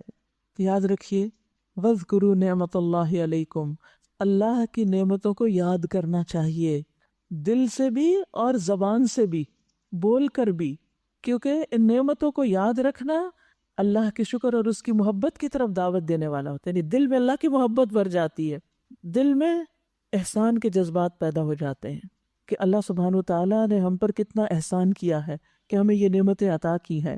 پھر اسی طرح انسان کے اندر سے خود پسندی بھی نکلتی ہے، انسان کا تزکیہ ہوتا ہے، یہ تو سراسر اللہ کا احسان ہے مجھ پر۔ تو نعمتوں کا شکر ادا کرتے رہیں، چھوٹی نعمت کا بھی، بڑی نعمت کا بھی۔ رسول اللہ صلی اللہ علیہ وسلم نے فرمایا، جو تھوڑے پر شکر نہیں کرتا وہ زیادہ پر بھی نہیں کرتا، کیونکہ شکر ادا کرنا ایک رویہ ہوتا ہے، ایک مزاج ہوتا ہے۔ جو انسانوں کا شکر ادا نہیں کرتا وہ اللہ کا بھی شکر گزار نہیں بنتا۔ تو اللہ سبحانہ تعالیٰ کے ساتھ ساتھ بندوں کے جو ہم پر احسانات ہیں ان پر بھی شکریہ ادا کرنا چاہیے۔ اللہ کے انعامات اور احسانات کو بیان کرنا شکر ہے، اور ان کو چھوڑنا ناشکری ہے۔ شکر کیا ہے؟ اللہ تعالیٰ کے انعامات اور احسانات کا ذکر کرتے رہنا، یہاں ذکر کرنے کا حکم دیا گیا ہے۔ واتقوا اللہ، اور اللہ سے ڈرو، ان اللہ علیم بذات الصدور، بے شک اللہ سینوں کے بھید تک جانتا ہے۔ اے لوگو جو ایمان لائے ہو، اللہ کی خاطر راستی پر قائم رہنے والے اور انصاف کی گواہی دینے والے بنو۔ کسی گروہ کی دشمنی تمہیں اتنا مشتعل نہ کر دے کہ انصاف سے پھر جاؤ، یعنی دشمنی میں بھی انصاف، عدل، اعتدال، تو ایکسٹریمزم تو ختم ہی ہو گیا۔ کسی گروہ کی دشمنی تمہیں اتنا مشتعل نہ کر دے کہ انصاف سے پھر جاؤ، عدل کرو۔ یہ تقویٰ سے زیادہ مناسبت رکھتا ہے۔ اللہ سے ڈر کر کام کرتے رہو، جو کچھ تم کرتے ہو اللہ اس سے پوری طرح باخبر ہے۔ وعد اللہ الذین آمنوا وعملوا الصالحات، جو لوگ ایمان لائے اور نیک عمل کریں اللہ نے ان سے وعدہ کیا ہے، کیا؟ لہم مغفرۃ و اجر عظیم، کہ ان کے لیے بخشش اور اجر عظیم ہے۔ یعنی جب اللہ کی طرف سے انسان کو بخشش کا وعدہ مل جاتا ہے اور انسان کی کوششوں پر اجر کا وعدہ ہو جاتا ہے، تو پھر انسان کا دل کیا چاہتا ہے کہ سجدے میں پڑ جائے، اس پر شکر ادا کرے۔ رہے وہ لوگ جو کفر کریں اور اللہ کی آیات کو جھٹلائیں تو وہ دوزخ میں جانے والے ہیں۔ اے لوگو جو ایمان لائے ہو، اللہ کے اس احسان کو یاد کرو جو اس نے ابھی حال میں تم پر کیا، جب ایک گروہ نے تم پر دست درازی کا ارادہ کر لیا تھا مگر اللہ نے ان کے ہاتھ تم پر اٹھنے سے روک دیے۔ کہا جاتا ہے اشارہ ہے اس واقعے کی طرف جب نبی صلی اللہ علیہ وسلم ایک غزوہ کے بعد راستے میں کہیں رکے، سب صحابہ بھی مختلف جگہوں پہ پھیل گئے، آپ ایک درخت کے نیچے آرام کر رہے تھے، آپ نے اپنی تلوار درخت کے ساتھ لٹکا دی، اتنے میں ایک بدو آیا اور اس نے آپ پر تلوار سونت دی. تو اس نے کہا کہ آپ کو مجھ سے کون بچائے گا؟ تو آپ نے فرمایا اللہ. تو وہ ڈر گیا اور اس کے ہاتھ سے تلوار گر گئی اور پھر آپ نے وہ تلوار اٹھا لی. تو بہرحال ایک یہ موقع ہے، اور بھی کچھ مواقع ہیں جب اللہ سبحانہ تعالیٰ نے آپ کو پروٹیکٹ کیا، آپ کے ساتھیوں کو، مگر اللہ نے ان کے ہاتھ تم پر اٹھنے سے روک دیے. اللہ سے ڈر کر کام کرتے رہو. ایمان رکھنے والوں کو اللہ ہی پر بھروسہ کرنا چاہیے، اللہ پہ توکل کرنا چاہیے. سبحان اللہ. یعنی اللہ نے پہلے بھی تمہیں بچایا ہے اور آئندہ بھی بچائے گا. اللہ نے بنی اسرائیل سے پختہ عہد لیا تھا اور ان میں 12 نقیب مقرر کیے اور ان سے کہا تھا میں تمہارے ساتھ ہوں اگر تم نے نماز قائم رکھی اور زکوٰۃ دی. سبحان اللہ. اگر نماز اور زکوٰۃ کا اہتمام کرو گے تو میں تمہارے ساتھ ہوں. اس سے کیا پتہ چلتا ہے؟ اگر ہم چاہتے ہیں کہ ہمیں اللہ کی مدد نصیب ہو، ہماری مشکلات حل ہوں، تو پھر ہمارے اوپر بھی لازم ہے کہ ہم اللہ کے حقوق ادا کریں اور میرے رسولوں کو مانا اور ان کی مدد کی. اللہ کے دین کی مدد آنے کا سبب بنتا ہے. اور اپنے اللہ کو اچھا قرض دیتے رہے، یعنی دین کے راستے میں خرچ کرتے رہے. تو یقین رکھو میں تمہاری برائیاں تم سے دور کر دوں گا اور تمہیں ایسے باغوں میں داخل کروں گا جن کے نیچے نہریں بہتی ہوں گی. مگر اس کے بعد جس نے تم میں سے کفر کی روش اختیار کی تو در حقیقت اس نے سیدھی راہ گم کر دی. پھر یہ ان کا اپنے عہد کو توڑ ڈالنا تھا جس کی وجہ سے ہم نے ان کو اپنی رحمت سے دور پھینک دیا اور ان کے دل سخت کر دیے. یعنی جب کوئی شخص اللہ سے وعدہ کر کے توڑ دیتا ہے تو پھر اللہ سبحانہ وتعالیٰ اس سے ناراض ہوتا ہے. اور ناراضگی کی صورت کیا ہوتی ہے کہ انسان کا دل بے حس ہونے لگتا ہے، دل سخت ہو جاتا ہے. لا حول ولا قوت الا. جب دل سخت ہوتا ہے تو انسان پر کوئی واز، نشانیاں، ڈراوا، بشارت، شوق دلانے والی کوئی بات کچھ بھی اثر نہیں کرتی. نہ آخرت کی سزا، نہ اللہ کا غضب و ناراضگی، کوئی چیز انسان کے اوپر پھر اثر انداز نہیں ہوتی. حقیقت یہ ہے کہ انسان کی اصلاح کا تعلق اس کے دل کے ساتھ ہے. جب دل بگڑتا ہے تو سارا جسم بگڑ جاتا ہے، اور جب دل کی اصلاح ہوتی ہے تو پورے جسم کی اصلاح ہو جاتی ہے. اور یاد رکھیے دل کا معاملہ بڑا ہی نازک ہے. دل ایک لمحے میں پلٹ جاتا ہے. جبیر بن نفیر کہتے ہیں میں حمص میں ابو درداء کے پاس ان کے گھر گیا. وہ اپنی مسجد میں کھڑے نماز پڑھ رہے تھے. جب وہ تشہد میں بیٹھے تو نفاق سے اللہ عز و جل کی پناہ مانگنے لگے. ہماری کل کی دعا بھی یہی تھی نا، اللہ تعالیٰ ہمیں نفاق سے بچائے. جب انہوں نے سلام پھیرا تو میں نے ان سے کہا اے ابو درداء اللہ آپ کو معاف فرمائے، آپ کا نفاق سے کیا تعلق؟ یعنی آپ تو اللہ کے رسول کے صحابی ہیں، آپ تو سچے مومن ہیں، آپ کا اور نفاق کا کیا جوڑ؟ انہوں نے 3 دفعہ کہا اللہم غفرن، اللہم غفرن، اللہم غفرن، اللہ معاف کر دینا، اللہ معاف کر دینا. اور فرمایا جو مصیبت سے بے خوف ہوتا ہے اس کو مصیبت سے تحفظ حاصل نہیں ہوتا. اللہ کی قسم ایک آدمی ایک ہی گھڑی میں فتنے میں ڈال دیا جاتا ہے اور وہ اپنے دین سے پھر جاتا ہے. یعنی دین سے پھرتے ہوئے دیر نہیں لگتی. اس لیے کبھی یہ نہ سوچو ہمارا کچھ نہیں بگڑے گا، ہمارا کچھ نقصان نہیں. تو یہود پر، اہل کتاب پر لعنت کس وجہ سے کی گئی؟ کیونکہ انہوں نے اللہ سے کیے ہوئے اپنے عہد توڑ دیے اور پھر اللہ نے ان کے دل سخت کر دیے. اس وجہ سے اب ان کا حال کیا ہے؟ یحرفون الکلم عن مواضعہ، اللہ کے کلام کو اس کے اصل جگہ سے پھیر دیتے ہیں، تبدیلی کر دیتے ہیں اس میں. وَنَسُوا حَظًّا مِّمَّا ذُكِّرُوا بِهِ، جو تعلیم انہیں دی گئی تھی اس کا بڑا حصہ بھول چکے ہیں. استغفر اللہ. جب دل سخت ہوتا ہے، اللہ ناراض ہوتا ہے تو انسان دین کے علم سے دور ہو جاتا ہے، اللہ کی نصیحت سے دور ہو جاتا ہے اور انسان اس کو بھولنے لگتا ہے. یعنی جب انسان اللہ کے دین کی پرواہ نہیں کرتا تو پھر وہ دین اس سے دور چلا جاتا ہے. ابن مسعود سے روایت ہے، انہوں نے کہا کبھی انسان علم کا ایک حصہ نافرمانی کی وجہ سے بھول جاتا ہے. اور پھر انہوں نے یہی آیت تلاوت کی. اور آئے دن تمہیں ان کی کسی نہ کسی خیانت کا پتہ چلتا رہتا ہے، ان میں سے بہت کم لوگ اس عیب سے بچے ہوئے ہیں. بس جب یہ اس حال کو پہنچ چکے ہیں تو جو شرارتیں بھی یہ کریں وہ ان سے عین متوقع ہیں، لہٰذا انہیں معاف کر دو اور ان کی حرکات سے چشم پوشی کرتے رہو. اللہ ان لوگوں کو پسند کرتا ہے جو احسان کی روش رکھتے ہیں. اللہ اکبر. آپ دیکھیے کن کو معاف کرنے کے لیے کہا جا رہا ہے، کن سے درگزر کرنے کے لیے؟ جن کے دل سخت ہیں، جن کو کوئی بات اثر نہیں کرتی، جو اللہ کے کلام میں بھی ٹیمپرنگ کرتے رہتے ہیں اور اس کو بھی پھیرتے ہیں، جو دین کی تعلیم کا ایک بڑا حصہ بھول چکے ہیں، سب کچھ پڑھ لکھ کے فراموش کر دیا انہوں نے. ان کی خیانتوں کا بھی پتہ چلتا ہے کہا ان کو درگزر کرو، اگنور کرو۔ کتنی خوبصورت تعلیم ہے ہمارے دین کی۔ ہمیں جب کسی کی خیانت کا پتہ چلے، یہ پتہ چلے کسی نے ہم سے جھوٹ بولا ہے یا کسی نے کوئی ایسی بات کی ہے، تو ہم کیا کرتے ہیں؟ یہی جو یہاں کہا گیا ہے فاعف عنہم واصفح، ہم تو پیچھے پڑ جاتے ہیں، ہم تو گواہیاں لانے لگتے ہیں، ہم کہتے ہیں بلاؤ اس کو، اس کی گواہی لاؤ، اس کی لاؤ، آمنے سامنے کرو، میرے سامنے کرو، اور پھر سارے حیا کے پردے شاک ہو جاتے۔ احترام، آپس کا جو ایک تعلق ہوتا ہے، ایک وہ خاص ہوتا ہے نا دو انسانوں کے درمیان یا دو فریقوں کے درمیان ایک مروت ہوتی، سب ختم ہو جاتا ہے۔ ہمیں پتہ بھی چل جائے کہ کوئی شخص ہمارے ساتھ سنسیئر نہیں تو بس محتاط رہیں، لیکن تانے دینے کی ضرورت نہیں، مجھے سب پتا ہے کہ تم بالکل سنسیئر نہیں میرے ساتھ۔ اس بات سے کیا ہوگا؟ وہ اگر نہیں تو اور پکا ہو جائے گا۔ تو لوگوں کی اصلاح کا یہ طریقہ نہیں۔ ان اللہ یحب المحسنین، اللہ ان لوگوں کو پسند کرتا ہے جو محسنین ہوتے ہیں۔ اسی طرح ہم نے ان لوگوں سے بھی پختہ عہد لیا جنہوں نے کہا تھا کہ ہم نصارہ ہیں۔ پچھلی سب باتیں تو یہود سے متعلق تھیں، اب نصارہ سے متعلق، مگر ان کو بھی جو سبق یاد کرایا گیا اس کا ایک بڑا حصہ انہوں نے فراموش کر دیا۔ آخرکار ہم نے ان کے درمیان قیامت تک کے لیے دشمنی اور آپس کے بغض و عناد کا بیج بو دیا۔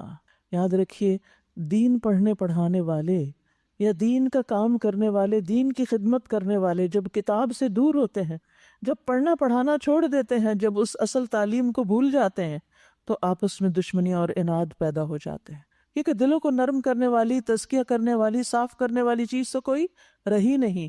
تو پھر میل مٹی ہی جمے گی نا، اور پھر قدورتیں ہی پیدا ہوں گی نا، پھر آپس میں ایک دوسرے سے اختلافات ہی ہوں گے، محبتیں تو رخصت ہو جائیں گی۔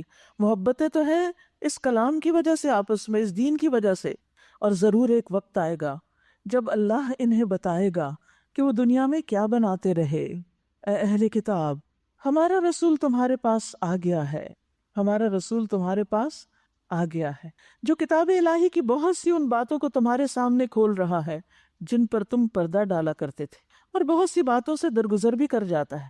تمہارے پاس اللہ کی طرف سے روشنی آ گئی ہے اور ایسی کتاب جو حق واضح کر دینے والی ہے۔ اللہ اس کے ذریعے ان لوگوں کو جو اس کی رضا کے طالب ہیں سلامتی کے طریقے بتاتا ہے۔ سبحان اللہ، اس کتاب کے ذریعے اللہ کس کو راستے بتاتا ہے؟ جو اس کی رضامندی چاہتا ہے، جو اللہ کو راضی کرنا چاہتا ہے۔ وہ پھر اس کتاب سے ہی جاننا چاہتا ہے کہ اللہ کن باتوں سے راضی ہوتا ہے، اور اپنے اذن سے ان کو اندھیروں سے نکال کر اجالے کی طرف لاتا ہے اور راہ راست کی طرف ان کی رہنمائی کرتا ہے۔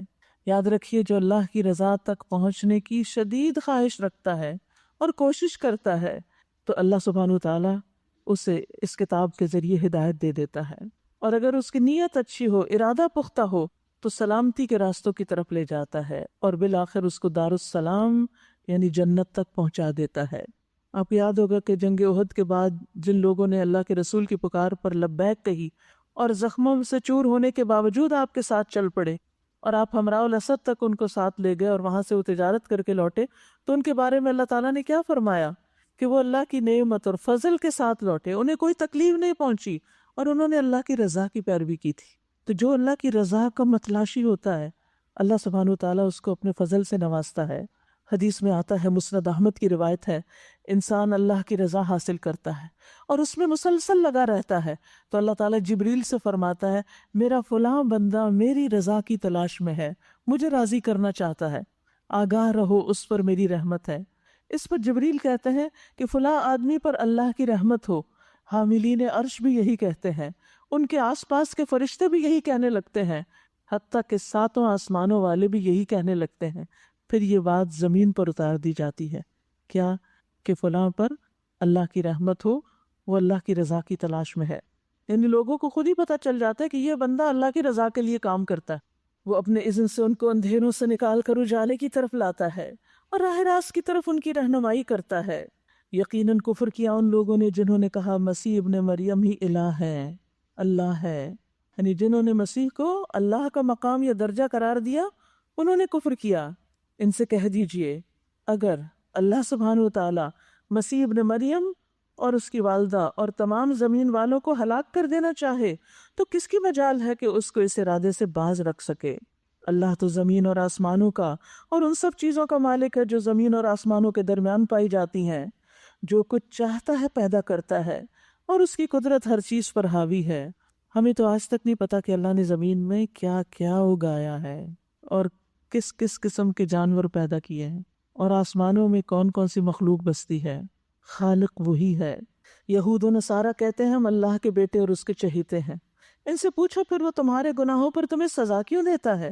در حقیقت تم بھی ویسے ہی انسان ہو جیسے اور انسان اللہ نے پیدا کیے۔ وہ جسے چاہتا ہے معاف کرتا ہے اور جسے چاہتا ہے سزا دیتا ہے۔ زمین اور آسمان اور ان کی ساری موجودات اس کی ملکیت میں ہیں اور اسی کی طرف سب کو جانا ہے۔ اے اہل کتاب، ہمارا یہ رسول ایسے وقت تمہارے پاس آیا ہے اور دین کی واضح تعلیم تمہیں دے رہا ہے، جبکہ رسولوں کی آمد کا سلسلہ ایک مدت سے بند تھا، تاکہ تم یہ نہ کہہ سکو کہ ہمارے پاس کوئی بشارت دینے والا اور ڈرانے والا نہیں آیا۔ سو دیکھو، اب وہ بشارت دینے والا اور ڈرانے والا آ گیا ہے، اور اللہ ہر چیز پر قادر ہے۔ یاد کرو جب موسیٰ نے اپنی قوم سے کہا تھا کہ اے میری قوم کے لوگو، اللہ کی اس نعمت کا خیال کرو جو اس نے تمہیں عطا کی۔ اس نے تم میں نبی پیدا کیے، تمہیں فرما روا بنایا اور تمہیں وہ کچھ دیا جو دنیا میں کسی کو نہ دیا۔ اے میری قوم، اس مقدس سرزمین میں داخل ہو جاؤ جو اللہ نے تمہارے لیے لکھ دی، پیچھے نہ ہٹو ورنہ ناکام و نامراد پلٹو گے۔ انہوں نے جواب دیا، اے موسیٰ، وہاں تو بڑے زبردست لوگ رہتے ہیں، ہم وہاں ہرگز نہیں جائیں گے۔ اشارہ ہے فلسطین کی طرف، جب تک وہ وہاں سے نکل نہ جائیں۔ ہاں، اگر وہ نکل گئے تو ہم داخل ہونے کے لیے تیار ہیں۔ ان ڈرنے والوں میں 2 شخص ایسے بھی تھے جن کو اللہ نے اپنی نعمت سے نوازا تھا۔ انہوں نے کہا کہ ان جباروں کے مقابلے میں دروازے کے اندر گھس جاؤ، آگے بڑھو، جب تم اندر پہنچ جاؤ گے تو تم ہی غالب رہو گے۔ یاد رکھیے کہ جب تک انسان آگے نہیں بڑھتا وہ منزل تک کیسے پہنچ سکتا ہے اگر ڈر کے ہی بیٹھا رہے۔ اللہ پر بھروسہ رکھو اگر تم مومن ہو۔ لیکن انہوں نے پھر یہی کہا کہ اے موسیٰ، ہم تو وہاں کبھی نہ جائیں گے جب تک وہ وہاں موجود ہیں، بس تم اور تمہارا رب دونوں جاؤ اور لڑو، ہم یہاں بیٹھے ہیں۔ اس پر موسیٰ نے کہا، اے میرے رب، میرے اختیار میں کوئی نہیں مگر یا میری اپنی ذات یا میرا بھائی، بس تو ہمیں ان نافرمان لوگوں سے الگ کر دے۔ تنگ آ گئے آخر وہ بھی۔ اللہ نے جواب دیا، اچھا تو وہ ملک یعنی فلسطین 40 سال تک ان پر حرام ہے، یہ زمین میں مارے پھریں گے، یعنی صحرائے تیہ کی طرف اشارہ ہے جس میں وہ تھے، کہ اسی میں ہی گھومتے پھرتے رہیں گے۔ ان نافرمانوں کی حالت پر ہرگز ترس نہ کھاؤ۔ اور پھر ہوا یہی کہ ان 40 سالوں میں یہ جو بڑوں کی ساری نسل تھی یہ ختم ہوئی، وہ بچے جو صحرا میں پیدا ہوئے اور وہیں ان مشقتوں میں پل بڑھ کے جوان ہوئے، یوشع بن نون کی قیادت میں پھر ان سب نے فلسطین کا رخ کیا اور اس کو فتح کر لیا۔ وَاتْلُ عَلَيْهِمْ نَبَأَ ابْنَيْ آدَمَ بِالْحَقِّ، اور ذرا انہیں آدم کے 2 بیٹوں کا قصہ بھی بے کم وقاص سنا دو۔ جب ان دونوں نے قربانی کی تو ان میں سے ایک کی قربانی قبول کر لی گئی اور دوسرے کی نہ کی گئی۔ اس نے کہا، میں تجھے مار ڈالوں گا۔ حسد ہو گیا نا کہ اس کی کیوں قبول ہو گئی، میری کیوں نہیں ہوئی؟ اپنی غلطی نہیں دیکھی کہ کیوں نہیں ہوئی، چاہیے تو یہ تھا کہ اپنی کبھی کوتاہی پہ وہ غور کرتا، لیکن دوسرے پہ الزام۔ اس نے جواب دیا، اللہ تو متقی لوگوں کی نظر قبول کرتا ہے، اگر تو مجھے قتل کرنے کے لیے ہاتھ اٹھائے گا تو میں تجھے قتل کرنے کے لیے ہاتھ نہ اٹھاؤں گا۔ میں اللہ رب العالمین سے ڈرتا ہوں۔ جس کی قربانی قبول ہوئی تھی حابیل، اس نے یہ کہا، میں چاہتا ہوں کہ میرا اور اپنا گناہ تو ہی سمیٹ لے اور دوزخی بن کر رہے۔ میں نے سمجھانے کی کوشش کی اس کو، ظالموں کے ظلم کا یہی ٹھیک بدلہ ہے۔ آخر کار اس کے نفس نے اپنے بھائی کا قتل اس کے لیے آسان کر دیا اور وہ اسے مار کر ان لوگوں میں شامل ہو گیا جو نقصان اٹھانے والے ہیں۔ پھر اللہ نے ایک کوا بھیجا جو زمین کھودنے لگا تاکہ اسے بتائے کہ اپنے بھائی کی لاش کیسے چھپائے۔ یہ دیکھ کر وہ بولا، افسوس مجھ پر، میں اس کوے جیسا بھی نہ ہو سکا کہ اپنے بھائی کی لاش چھپانے کی تدبیر نکال لیتا۔ اس کے بعد وہ اپنے کیے پہ بہت پچھتایا، لیکن پھر وقت گزر چکا تھا۔ اسی وجہ سے بنی اسرائیل پر ہم نے یہ فرمان لکھ دیا کہ جس نے کسی انسان کو خون کے بدلے یا زمین میں فساد پھیلانے کے سوا کسی اور وجہ سے قتل کیا، اس نے گویا تمام انسانوں کو قتل کر دیا۔ ایک انسان کا قتل سارے انسانوں کے قتل کے برابر، ایک مومن کا قتل۔ اور یہاں اس آیت میں قتل کی سنگینی کو واضح کیا گیا ہے اور اس کی مذمت کی گئی ہے۔ حدیث میں آتا ہے، رسول اللہ صلی اللہ علیہ وسلم نے فرمایا، اگر تمام آسمانوں اور زمین والے کسی مومن کے قتل میں شریک ہوں تو اللہ ان سب کو جہنم میں دھکیل دے گا۔ یعنی اگر کیا نہ بھی ہو، ساتھ دینے پر بھی اتنی بڑی سزا ہے۔ رسول اللہ صلی اللہ علیہ وسلم نے فرمایا، جس نے مومن کو قتل کیا اور بلا وجہ ظلم سے قتل کیا تو اللہ اس کا کوئی عمل قبول نہ کرے گا، نہ نفل نہ فرض، اور ایسا شخص جو ہے وہ اللہ کے ہاں انتہائی مبغوض ہے۔ یاد رکھیے کہ یہ دنیا میں پہلا قتل ہوا تھا، اور اسی طرح جس نے کسی کی جان بچائی اس نے گویا تمام انسانوں کو زندگی بخش دی، مگر ان کا حال یہ ہے کہ ہمارے رسول پے در پے ان کے پاس کھلی کھلی ہدایات لے کر آئے، پھر بھی ان میں بکثرت لوگ زمین میں زیادتیاں کرنے والے ہیں۔ جو لوگ اللہ اور اس کے رسول سے لڑتے ہیں اور زمین میں اس لیے بھاگ دوڑ کرتے پھرتے ہیں کہ فساد برپا کریں، ان کی سزا یہ ہے کہ قتل کیے جائیں یا سولی پہ چڑھائے جائیں، یا ان کے ہاتھ اور پاؤں مخالف سمتوں سے کاٹ ڈالے جائیں، یا جلا وطن کر دیے جائیں۔ یہ ذلت اور رسوائی تو ان کے لیے دنیا میں ہے، اور آخرت میں ان کے لیے اس سے بڑی سزا ہے۔ یاد رکھیے، امن و امان کو خراب کرنا اور فساد پھیلانا یہ بہت بڑا جرم ہے۔ دنیا میں بھی اس کی سزا بہت سخت ہے، اور آخرت میں تو عذاب عظیم ہے۔ مگر جو لوگ توبہ کر لیں اس سے پہلے کہ تم ان پہ قابو پا جاؤ، تمہیں معلوم ہونا چاہیے کہ اللہ معاف کرنے والا اور رحم فرمانے والا ہے۔ اے لوگو جو ایمان لائے ہو، اللہ سے ڈرو اور اس کی جناب میں باریابی کا ذریعہ تلاش کرو، وسیلہ تلاش کرو۔ یہ وسیلہ کیا ہے؟ کوئی انسان نہیں، بلکہ ایمان، عمل صالح، اللہ کی اطاعت، نیک کام، وجاہدوا فی سبیلہ، اور اس کی راہ میں جد و جہد کرو، لعلکم تفلحون، تاکہ تمہیں کامیابی نصیب ہو۔ خوب جان لو کہ جن لوگوں نے کفر کا رویہ اختیار کیا، اگر ان کے قبضے میں زمین کی ساری دولت بھی ہو اور اتنی ہی اس کے ساتھ اور بھی، اور وہ چاہیں کہ اسے فدیے میں دے کر قیامت کے دن کے عذاب سے بچ جائیں، تب بھی وہ ان سے قبول نہ کی جائے گی اور انہیں دردناک سزا مل کر رہے گی۔ وہ چاہیں گے کہ دوزخ کی آگ سے نکل بھاگے، مگر وہ نکل نہ سکیں گے، اور انہیں قائم رہنے والا عذاب دیا جائے گا۔ والسارق والسارقۃ فاقطعوا ایدیہما، چور خواہ عورت ہو یا مرد، دونوں کے ہاتھ کاٹ دو، یہ ان کی کمائی کا بدلہ ہے، اور اللہ کی طرف سے عبرتناک سزا۔ اللہ کی قدرت سب پر غالب ہے، اور وہ دانا و بینا ہے۔ پھر جو ظلم کرنے کے بعد توبہ کر لے اور اپنی اصلاح کر لے تو اللہ کی نظر عنایت پھر اس پر مائل ہو جائے گی۔ اللہ بہت درگزر کرنے والا ہے اور رحم فرمانے والا ہے۔ کیا تم نہیں جانتے کہ اللہ زمین اور آسمانوں کی سلطنت کا مالک ہے؟ جسے چاہے سزا دے، جسے چاہے معاف کر دے، وہ ہر چیز کا اختیار رکھتا ہے۔ اے پیغمبر، آپ کے لیے باعث رنج نہ ہو وہ لوگ جو کفر کی راہ میں بہت دوڑ دھوپ کر رہے ہیں، خواہ وہ ان میں سے جو منہ سے کہتے ہیں ہم ایمان لائے مگر دل ان کے ایمان نہیں لائے، یعنی منافق، یا ان میں سے ہو جو یہودی بن گئے، جن کا حال یہ ہے کہ جھوٹ کے لیے کان لگاتے ہیں، اور دوسرے لوگوں کی خاطر جو تمہارے پاس کبھی نہیں آئے سن گن لیتے پھرتے ہیں، جاسوسی کرتے ہیں۔ کتاب اللہ کے الفاظ کو ان کی اصل جگہ متعین ہونے کے باوجود اصل معنی سے پھیر دیتے ہیں، اور لوگوں سے کہتے ہیں کہ اگر تمہیں یہ حکم دیا جائے تو مانو ورنہ نہ مانو۔ جسے اللہ ہی نے فتنے میں ڈالنے کا ارادہ کر لیا ہو، اس کو اللہ کی گرفت سے بچانے کے لیے تم کچھ نہیں کر سکتے۔ اللہ اکبر۔ یہ وہ لوگ ہیں جن کے دلوں کو اللہ نے پاک کرنا نہ چاہا، ان کے لیے دنیا میں رسوائی ہے اور آخرت میں سخت سزا۔ یاد رکھیے، جو شخص دین کا مذاق اڑاتا ہے یا دین میں منمانی تبدیلیاں پیدا کرتا ہے یا غلط باتیں دین سے منسوب کرتا ہے، ایسے شخص کا دل فتنے میں مبتلا ہوتا ہے، اور جس کے دل میں فتنہ ہو پھر اللہ اس دل کو پاک نہیں کرتا۔ دنیا میں بھی ایسے لوگوں کے لیے رسوائی اور آخرت میں عذاب عظیم ہے۔ اس لیے دین کے معاملے میں کوئی بھی رائے دینے سے پہلے انسان کو سوچنا سمجھنا چاہیے۔ آپ دیکھیے کہ ایسا ہوتا کیوں ہے، یہ جو دل فتنے میں پڑ جاتا ہے، یہ اصل میں خواہش کی پیروی کی وجہ سے ہوتا ہے۔ اللہ کا دین ایک طرف بلاتا ہے انسان کو، اور انسان کی خواہش دوسری طرف لے جاتی۔ ہم سب کے سامنے مختلف اوقات میں چوائسز ہوتی ہیں نا، ایک طرف اللہ کا حکم ہے، ایک طرف اپنے دل کی مرضی ہے، دل کی خواہش۔ جب ہم جانتے بوجھتے اللہ کے حکم کو پیچھے کر دیتے ہیں اور دل کی خواہش پہ چلنے لگتے ہیں، اور ریپیٹڈلی ہدایت کے مواقع سامنے آتے ہیں اور ہم ان کو اگنور کرتے رہتے ہیں، تو پھر اللہ سبحانہ وتعالی انسان کے دل کو پاک نہیں کرتا۔ یاد رکھیے، جو شخص اللہ کی تقسیم پہ راضی ہو جاتا ہے، اللہ بھی اس سے راضی ہو جاتا ہے۔ کچھ چیزیں انسان کے لیے نہیں ہوتی، چاہے انسان کی کتنی بھی خواہش ہو۔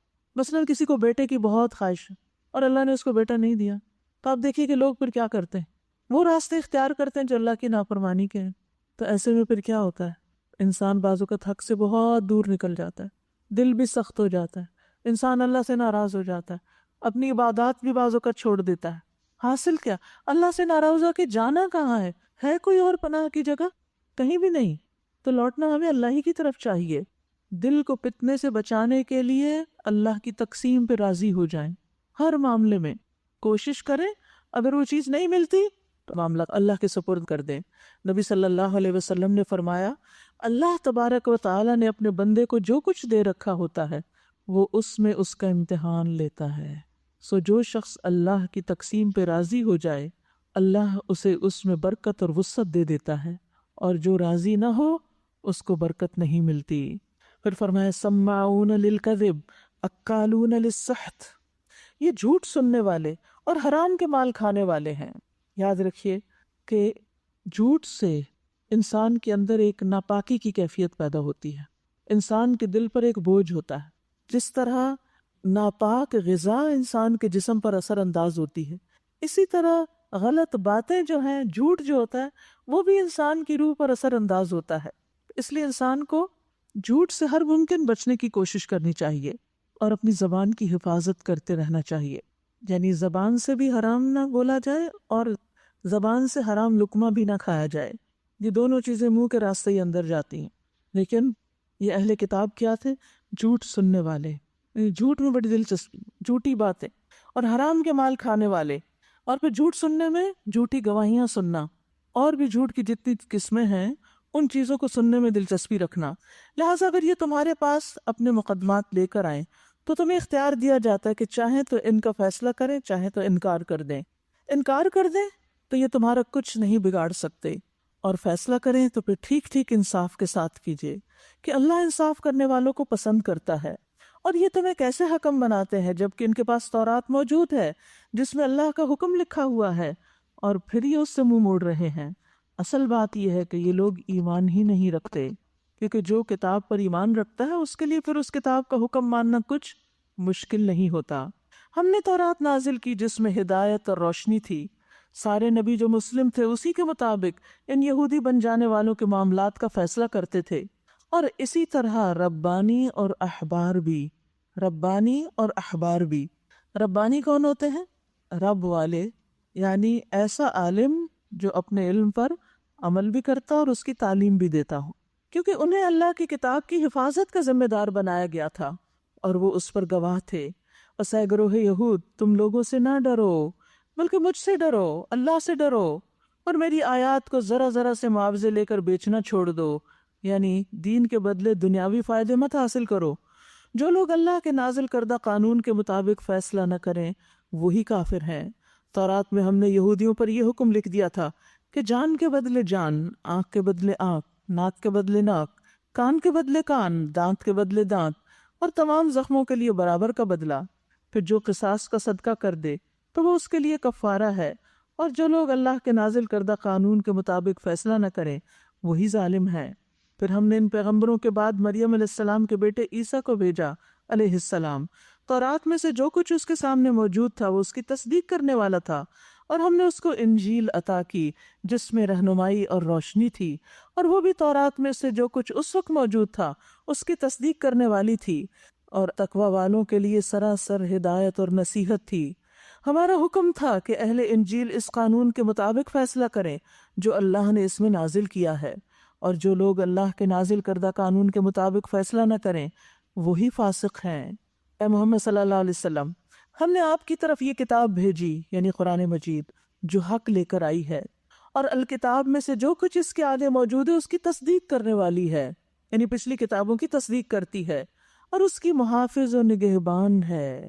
جی ہاں، یعنی یہ قرآن مجید کی خاص صفت ہے کہ یہ پچھلی کتابوں کی حفاظت کرنے والی، یعنی اس میں جو لوگوں نے تبدیلیاں کر دی ان میں سے جو ضروری احکامات تھے ان کو صحیح طور پر اس میں درج کر دیا گیا ہے. اس کی محافظ و نگہبان ہے. لہٰذا تم اللہ کے نازل کردہ قانون کے مطابق لوگوں کے معاملات کا فیصلہ کرو، اور جو حق تمہارے پاس آیا ہے اس سے منہ موڑ کر ان کی خواہشات کی پیروی نہ کرو. بار بار یہ منع کیا جاتا ہے کہ خواہشات کی پیروی نہ کرو. یعنی اللہ سبحانہ وتعالیٰ نے نبی صلی اللہ علیہ وسلم کو مشرکین اور اہل کتاب کی خواہشات کی پیروی کرنے سے منع کیا ہے. یعنی اللہ سبحانہ وتعالیٰ نے آپ کو منع کیا کہ آپ مشرکین اور اہل کتاب کی خواہشات کی پیروی نہ کریں، کیونکہ خواہشات کی پیروی انسان کو اکثر حق سے دور کر دیتی ہے اور گمراہ کر دیتی ہے. ہم نے تم میں سے ہر ایک کے لیے ایک شریعت اور ایک راہ عمل مقرر کی ہے۔ اگرچہ تمہارا رب چاہتا تو تم سب کو ایک امت بھی بنا سکتا تھا، یعنی اللہ چاہتا تو تمہیں ایک امت بنا سکتا تھا، لیکن اس نے یہ اس لیے کیا کہ جو کچھ اس نے تم لوگوں کو دیا ہے اس میں وہ تمہاری آزمائش کرے، لہذا بھلائیوں میں ایک دوسرے سے سبقت لے جانے کی کوشش کرو۔ فاستبقوا الخیرات، پھر دوبارہ آیا ہے، آخر کار تم سب کو اللہ کی طرف پلٹ کر جانا ہے، پھر وہ تمہیں اصل حقیقت بتا دے گا جس میں تم اختلاف کرتے رہے ہو۔ پس اے محمد صلی اللہ علیہ وسلم، آپ اللہ کے نازل کردہ قانون کے مطابق ان لوگوں کے معاملات کا فیصلہ کیجئے اور ان کی خواہشات کی پیروی نہ کیجئے۔ ہوشیار رہیے کہ یہ لوگ آپ کو فتنے میں ڈال کر اس ہدایت سے ذرہ برابر منحرف نہ کرنے پائیں جو اللہ نے آپ کی طرف نازل کی، پھر اگر یہ اس سے منہ موڑ لیں تو جان لیجئے کہ اللہ نے ان کے بعض گناہوں کی وجہ سے ان کو مصیبت میں مبتلا کرنے کا ارادہ کر لیا ہے۔ گناہوں کی وجہ سے مصیبت میں مبتلا کرنے کا ارادہ کر لیا ہے، اور یہ حقیقت ہے کہ ان لوگوں میں سے اکثر فاسق ہیں۔ کیا یہ جاہلیت کا فیصلہ چاہتے ہیں؟ جاہلیت کیا ہے؟ اسلام کے قوانین کے خلاف کوئی بھی قانون جاہلیت کا قانون ہے۔ حالانکہ جو لوگ اللہ پر یقین رکھتے ہیں ان کے نزدیک اللہ سے بہتر فیصلہ کرنے والا کوئی نہیں۔ جاہلیت کا لفظ جو ہے نا، یہ اسلام کے اپوزٹ استعمال ہوتا ہے، یعنی جو چیزیں درست نہیں تھیں دور جاہلیت میں، اسلام نے ان کو ریکٹیفائی کیا، درست کیا۔ اب اگر کوئی اسلام کے طریقے کو چھوڑ کے پرانے جاہلیت کے طریقوں کو اختیار کرے گا تو وہ اللہ کے قابل قبول نہیں۔ یا ایھا الذین آمنوا لا تتخذوا اليہود والنصارى اولیاء بعضهم اولیاء بعض، اے لوگو جو ایمان لائے ہو، یہود و نصارہ کو اپنا رفیق نہ بناؤ، یہ آپس میں ہی ایک دوسرے کے دوست ہیں، اور اگر تم میں سے کوئی ان کو اپنا رفیق بناتا ہے تو اس کا شمار بھی پھر انہی میں ہے۔ یقیناً اللہ ظالموں کو اپنی رہنمائی سے محروم کر دیتا ہے۔ اصل میں بات یہ تھی کہ جو منافقین تھے ان کے جو پرانے تعلقات تھے، جیسے یہودی قبائل کے ساتھ جو ان کے حلیفانہ تعلقات تھے، وہ ان کو ختم نہیں کر رہے تھے۔ آپ کو یاد ہوگا کہ جب نبی صلی اللہ علیہ وسلم نے بنو قینقاع کے بارے میں فیصلہ کیا تو عبداللہ بن ابی نے ان کو پیغام بھیجا کہ محمد صلی اللہ علیہ وسلم اگر تمہیں یہ جگہ چھوڑنے کے لیے کہیں تو تم مت نکلنا، ہم تمہارا ساتھ دیں گے، اور وہ بظاہر مسلمان تھا۔ تو یہاں حکم دیا جا رہا ہے کہ محمد رسول اللہ صلی اللہ علیہ وسلم کو چھوڑ کر تم ان سے دوستی کرتے ہو، اگر تم میں سے کوئی ان کو اپنا رفیق بناتا ہے تو اس کا شمار بھی پھر انہی میں ہے۔ یقیناً اللہ ظالموں کو اپنی رہنمائی سے محروم کر دیتا ہے۔ تم دیکھتے ہو کہ جن کے دلوں میں نفاق کی بیماری ہے وہ انہی میں دوڑ دھوپ کرتے ہیں، کہتے ہیں ہمیں ڈر لگتا ہے کہ ہم کسی مصیبت کے چکر میں نہ پھنس جائیں، یعنی ہم ان لوگوں سے ڈرتے ہیں اس لیے ان سے دوستی کا دعویٰ کرتے ہیں۔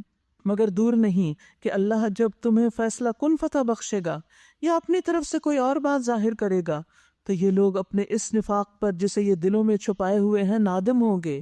اور پھر ہوا یہی نا کہ نبی صلی اللہ علیہ وسلم نے ان میں سے کچھ کو جلاوطن کر دیا اور کچھ ان میں سے قتل ہوئے، تو پھر فرمایا کہ وہ وقت آنے والا ہے کہ جب یہ اپنے اس دوستی پر نادم ہوں گے اور اس نفاق پر جو دلوں میں چھپائے ہوئے ہیں، اور اس وقت اہل ایمان کہیں گے کیا یہ وہی لوگ ہیں جو اللہ کے نام سے کڑی کڑی قسمیں کھا کے یقین دلاتے تھے کہ ہم تمہارے ساتھ ہیں؟ ان کے سب اعمال ضائع ہو گئے اور آخر کار یہ ناکام و نامراد ہو کر رہے۔ یا ایھا الذین آمنوا من یرتد منکم عن دینہ فسوف یأتی اللہ بقوم یحبهم ویحبونہ، اے لوگو جو ایمان لائے ہو، اگر تم میں سے کوئی اپنے دین سے پھرتا ہے، دین کو چھوڑ دینا چاہتا ہے تو پھر جائیں، اللہ اور بہت سے ایسے لوگ پیدا کر دے گا جو اللہ کو محبوب ہوں گے اور اللہ ان کو محبوب ہوگا، یعنی وہ اللہ سے محبت کرتے ہوں گے اور اللہ تعالیٰ ان سے محبت کرے گا، جو مومنوں پر نرم اور کفار پر سخت ہوں گے، جو اللہ کی راہ میں جد و جہد کریں گے اور کسی ملامت کرنے والے کی ملامت سے نہ ڈریں گے۔ یہ اللہ کا فضل ہے، جسے چاہتا ہے عطا کرتا ہے۔ اللہ وسیع ذرائع کا مالک ہے اور اللہ سب کچھ جانتا ہے۔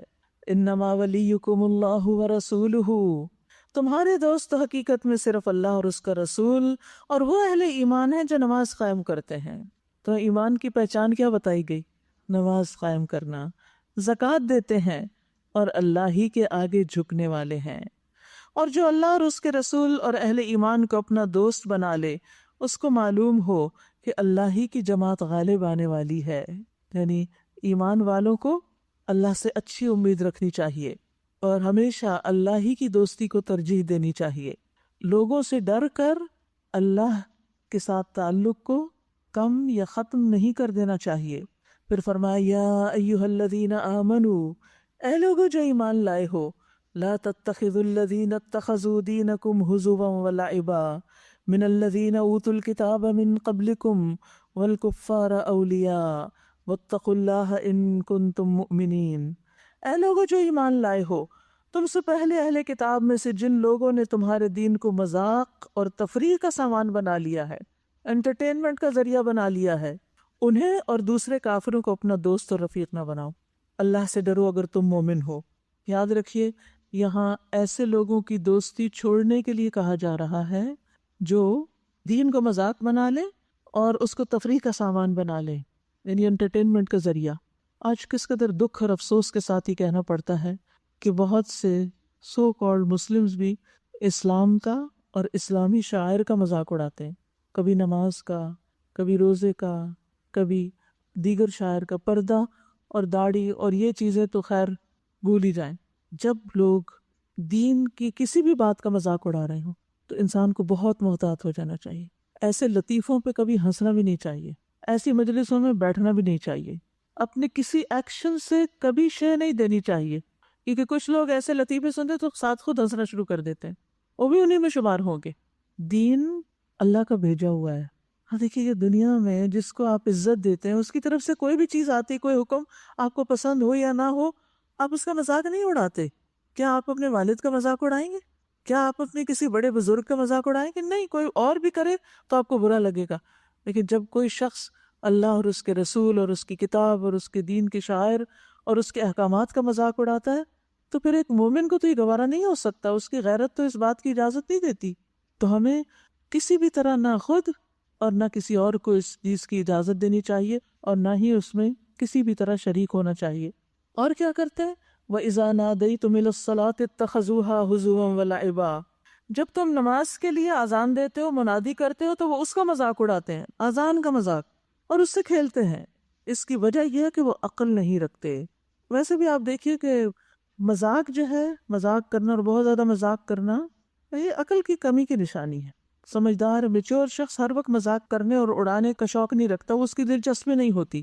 پیچھے بھی آپ دیکھیے اللہ سبحانہ وتعالیٰ نے ان کو سفہاء کہا جنہوں نے اللہ کے احکامات پر اعتراض کیا۔ سَيَقُولُ السُّفَهَاءُ مِنَ النَّاسِ مَا وَلَّاهُمْ عَنْ قِبْلَتِهِمُ الَّتِي كَانُوا عَلَيْهَا، کہ قبلہ کیوں تبدیل ہو گیا، تو یہ بے وقوف لوگ جلد ہی تم پر اعتراض کریں گے۔ موسیٰ علیہ السلام نے جب اپنی قوم کو کہا کہ تم گائے ذبح کرو تو انہوں نے کیا کہا؟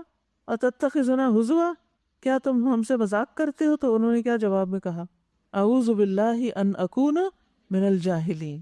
تو یہ جہالت کم عقلی کی علامت ہوتی ہے کہ انسان اللہ کی بات کا مذاق اڑائے یا دین کے احکامات کا مذاق اڑائے، کیونکہ جو معمولی سمجھ بوجھ بھی رکھتا ہے نا تو وہ جانتا ہے کہ اللہ سب سے بڑا ہے اور اللہ کی پکڑ دور نہیں، وہ ایسے کام نہیں کر سکتا۔ ان سے کہیے اے اہل کتاب، تم جس بات پر ہم سے بگڑے ہو وہ اس کے سوا اور کیا ہے کہ ہم اللہ پر اور دین کی اس تعلیم پر ایمان لائے ہیں جو ہماری طرف نازل ہوئی اور ہم سے پہلے بھی نازل ہوئی تھی، اور تم میں سے اکثر لوگ فاسق ہیں۔ پھر کہیے کیا میں ان لوگوں کی نشاندہی کروں جن کا انجام اللہ کے ہاں فاسقوں کے انجام سے بھی بدتر ہے، وہ جن پر اللہ نے لعنت کی، جن پر اس کا غضب ٹوٹا، جن میں سے بندر اور سور بنائے گئے، جنہوں نے طاغوت کی بندگی کی، ان کا درجہ اور بھی زیادہ برا ہے اور وہ سیدھی راہ سے بہت زیادہ بھٹکے ہوئے ہیں۔ یہ جب تم لوگوں کے پاس آتے ہیں تو کہتے ہیں کہ ہم ایمان لائے، حالانکہ کفر لیے ہوئے آئے تھے اور کفر ہی لیے ہوئے واپس گئے۔ اللہ خوب جانتا ہے جو کچھ یہ دلوں میں چھپائے ہوئے ہیں۔ تم دیکھتے ہو کہ ان میں سے بکثرت لوگ گناہ اور ظلم و زیادتی کے کاموں میں بھاگے دوڑے پھرتے ہیں اور حرام کے مال کھاتے ہیں۔ بہت بری حرکات ہیں جو یہ کر رہے ہیں۔ کیوں ان کے علماء اور مشائخ انہیں گناہ پر زبان کھولنے اور حرام کھانے سے نہیں روکتے؟ علماء کی یہ ذمہ داری ہے، مشائخ کی ذمہ داری ہے کہ جب لوگ اس طرح کے کام کر رہے ہوں، کون سے؟ گناہ کے کام، ظلم اور زیادتی کے کام، حرام کھا رہے ہوں اور بری حرکتیں کر رہے ہوں، تو ان کا فرض بنتا ہے کہ ان کو روکیں۔ علم والے ان کی ذمہ داری ہے کہ وہ لوگوں کو برائیوں سے روکیں، امر بالمعروف کریں اور نہی عن المنکر کریں، چاہے کوئی اپنے گھر میں سے ایسا کر رہا ہو یا باہر کر رہا ہو. کیونکہ آگے آپ دیکھیے اللہ سبحانہ و تعالیٰ فرماتے ہیں یقیناً بہت ہی برا کارنامہ زندگی ہے جو وہ تیار کریں، لبئس ما کانوا یصنعون، جو روکتے نہیں وہ بہت برا کر رہے ہیں. کیونکہ برائی سے منع نہ کرنے والا برائی کرنے والے جیسا ہی ہوتا ہے. یعنی اگر کوئی شخص کسی کو برا کرتا دیکھتا ہے اور اس کو منع ہی نہیں کرتا، روکتا ہی نہیں، تو اس کا مطلب ہے کہ وہ اس کے ساتھ اگری کر رہا ہے، ورنہ تو وہ اس کو روکتا. تو یہ ایسا ہی ہے جیسے وہ خود ارتکاب کر رہا ہو.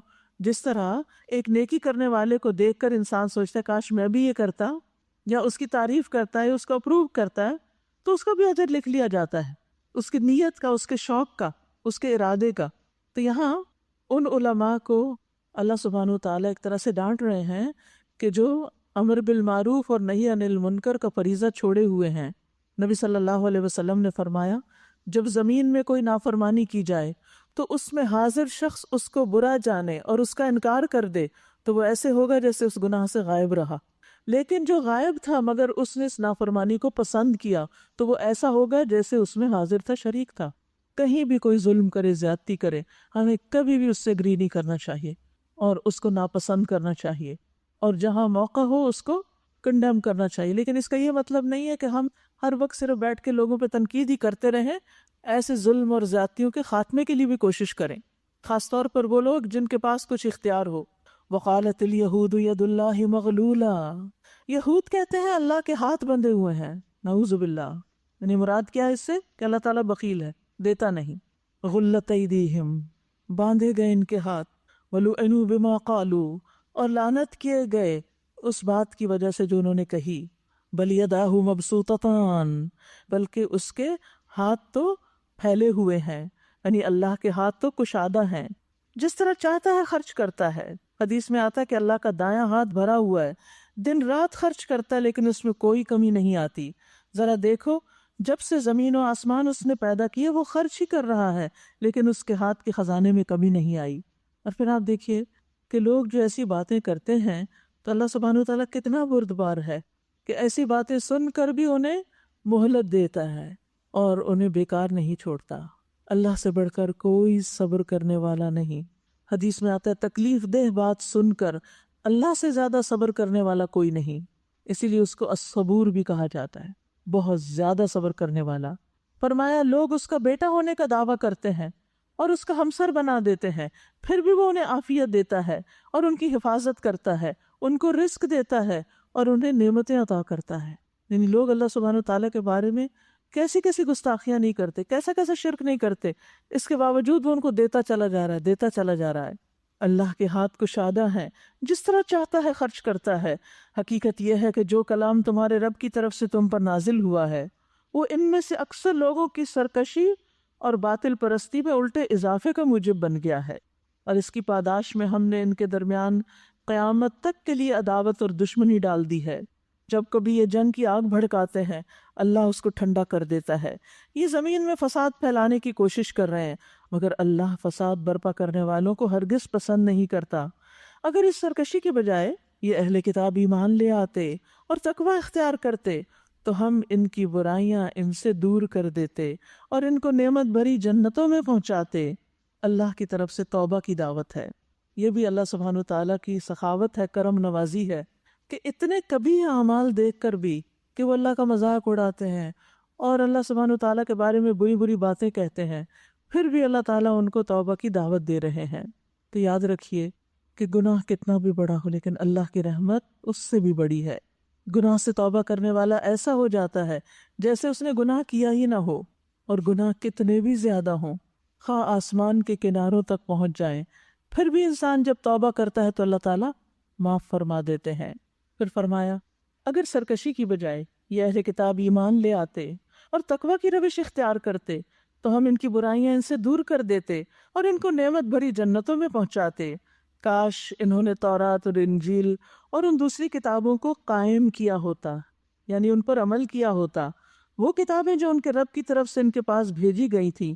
ایسا کرتے تو ان کے لیے اوپر سے رزق برستا اور نیچے سے ابلتا.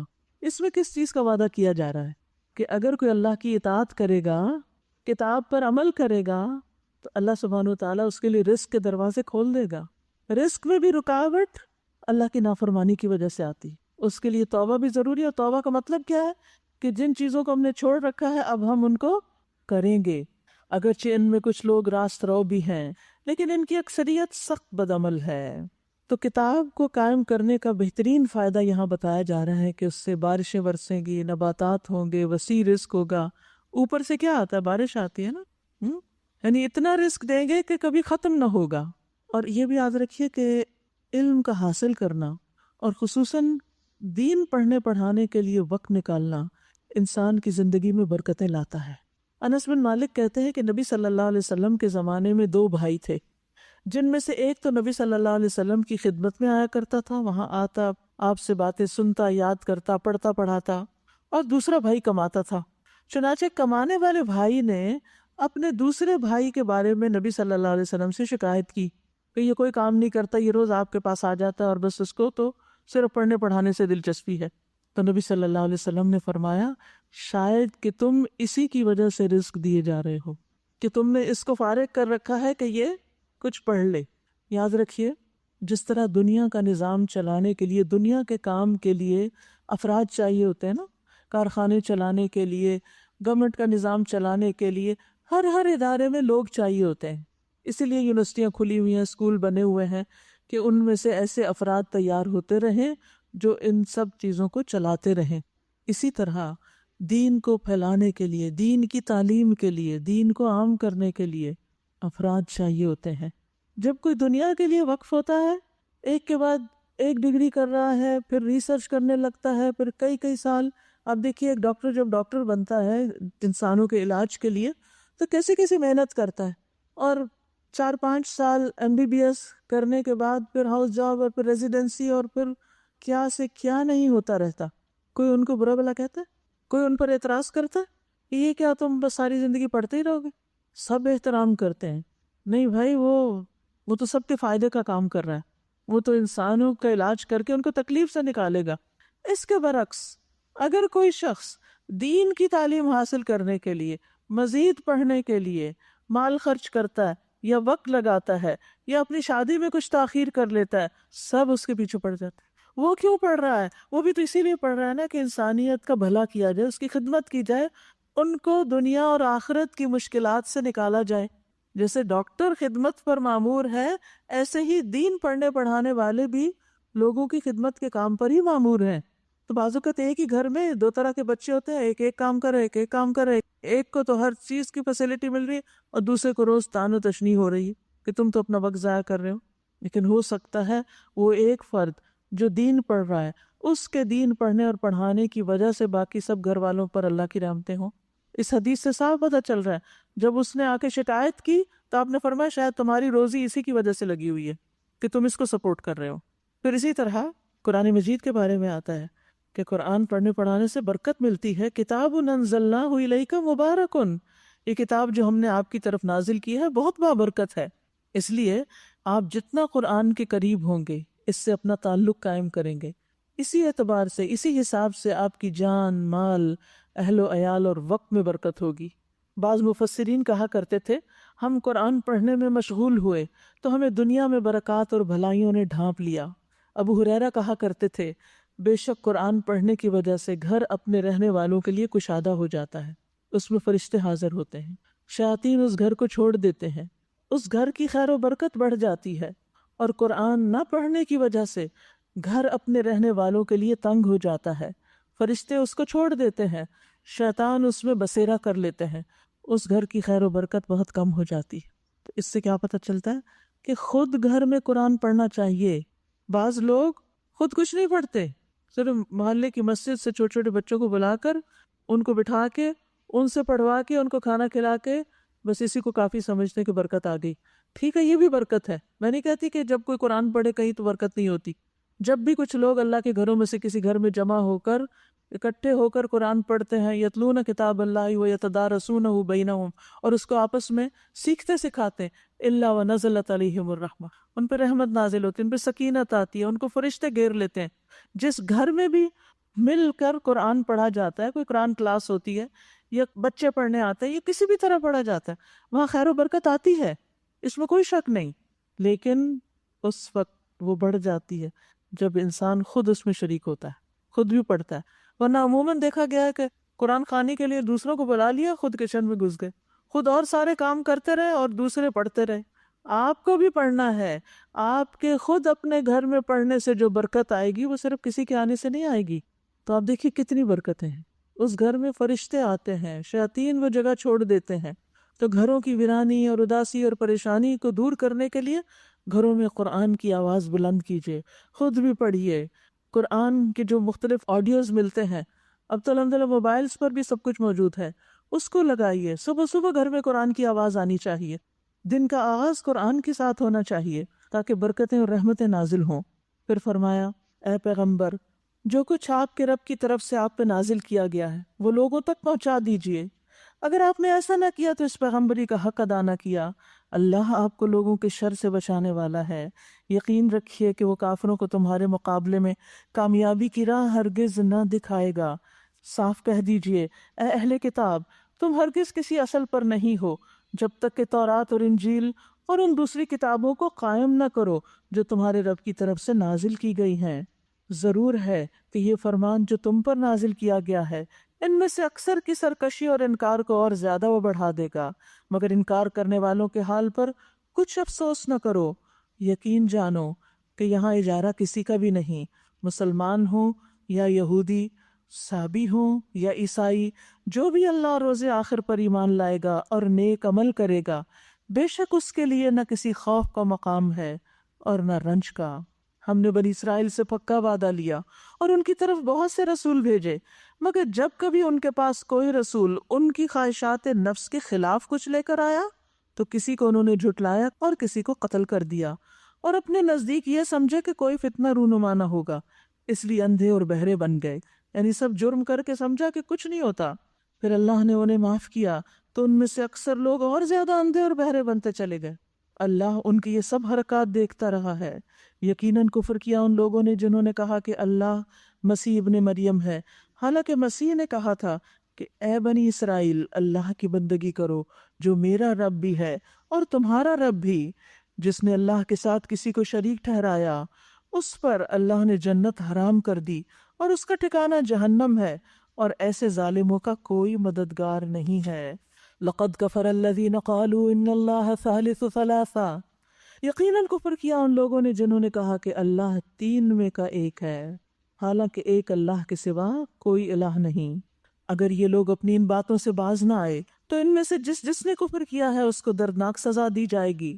پھر کیا یہ اللہ سے توبہ نہ کریں گے اور اس سے معافی نہ مانگیں گے؟ افلا یتوبون الی اللہ ویستغفرونہ واللہ غفور الرحیم۔ یاد رکھیے جرم کوئی بھی ہو اللہ سے معافی مانگتے رہنا چاہیے، کیونکہ اللہ بہت درگزر فرمانے والا اور رحم کرنے والا ہے۔ رسول اللہ صلی اللہ علیہ وسلم نے فرمایا، جس نے بقیہ زندگی میں اچھائیاں کی اس کے گزشتہ گناہ معاف کر دیے جائیں گے، یعنی آگے جو آ رہی ہے نا اس میں اچھے بن جائیں، پچھلے معاف ہو جائیں گے، اور جو باقی زندگی میں بھی برائیاں کرتا رہا اس سے اگلے پچھلے سب گناہوں کی باز پرس ہوگی۔ پھر تو توبہ کے ذریعے انسان کے پچھلے گناہ بھی معاف ہو جاتے ہیں اور آئندہ زندگی اس کی پھر بہتر گزرتی ہے، اللہ کی اطاعت میں گزرتی ہے۔ تو اللہ تعالیٰ سب کو توبہ کرنے کے لیے دعوت عام دے رہے ہیں جنہوں نے بھی اللہ کے ساتھ شرک کیا یا کوئی اور نافرمانی کی۔ پھر فرمایا، مسیح ابن مریم اس کے سوا کچھ نہیں کہ بس ایک رسول تھے، ان سے پہلے اور بھی بہت سے رسول گزر چکے۔ ان کی ماں ایک راست باز عورت تھی، مریم علیہ السلام۔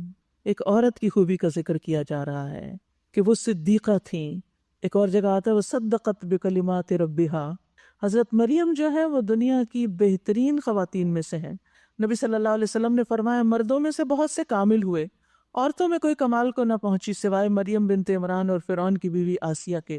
آپ نے حضرت خدیجہ کی بھی تعریف کی کہ عورتوں میں سب سے بہتر ہیں، اور مریم بنت عمران اپنے زمانے کی عورتوں میں سب سے اچھی تھیں، لیکن یہود نے ان کو نہیں چھوڑا، ان پر بھی الزام لگا دیا۔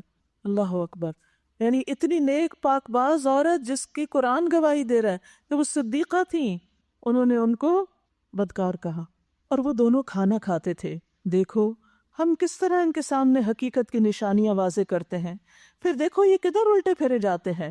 ان سے کہو کیا تم اللہ کو چھوڑ کر اس کی پرستش کرتے ہو جو نہ تمہارے لیے نقصان کا اختیار رکھتا ہے نہ نفع کا، حالانکہ سب کی سننے والا اور سب کچھ جاننے والا تو اللہ ہی ہے۔ کہو اے اہل کتاب اپنے دین میں ناحق غلو نہ کرو اور ان لوگوں کے تخیلات کی پیروی نہ کرو جو تم سے پہلے خود گمراہ ہوئے اور بہتوں کو گمراہ کیا اور سیدھی راہ سے بھٹک گئے۔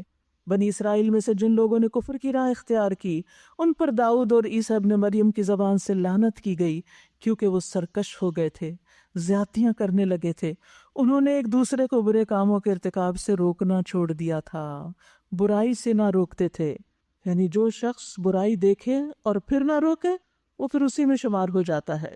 انہوں نے امر بالمعروف اور نہی عن المنکر چھوڑ دیا، برا طرز عمل تھا جو انہوں نے اختیار کیا۔ آج تم ان میں بکثرت ایسے لوگ دیکھتے ہو جو اہل ایمان کے مقابلے میں کفار کی حمایت اور رفاقت کرتے ہیں۔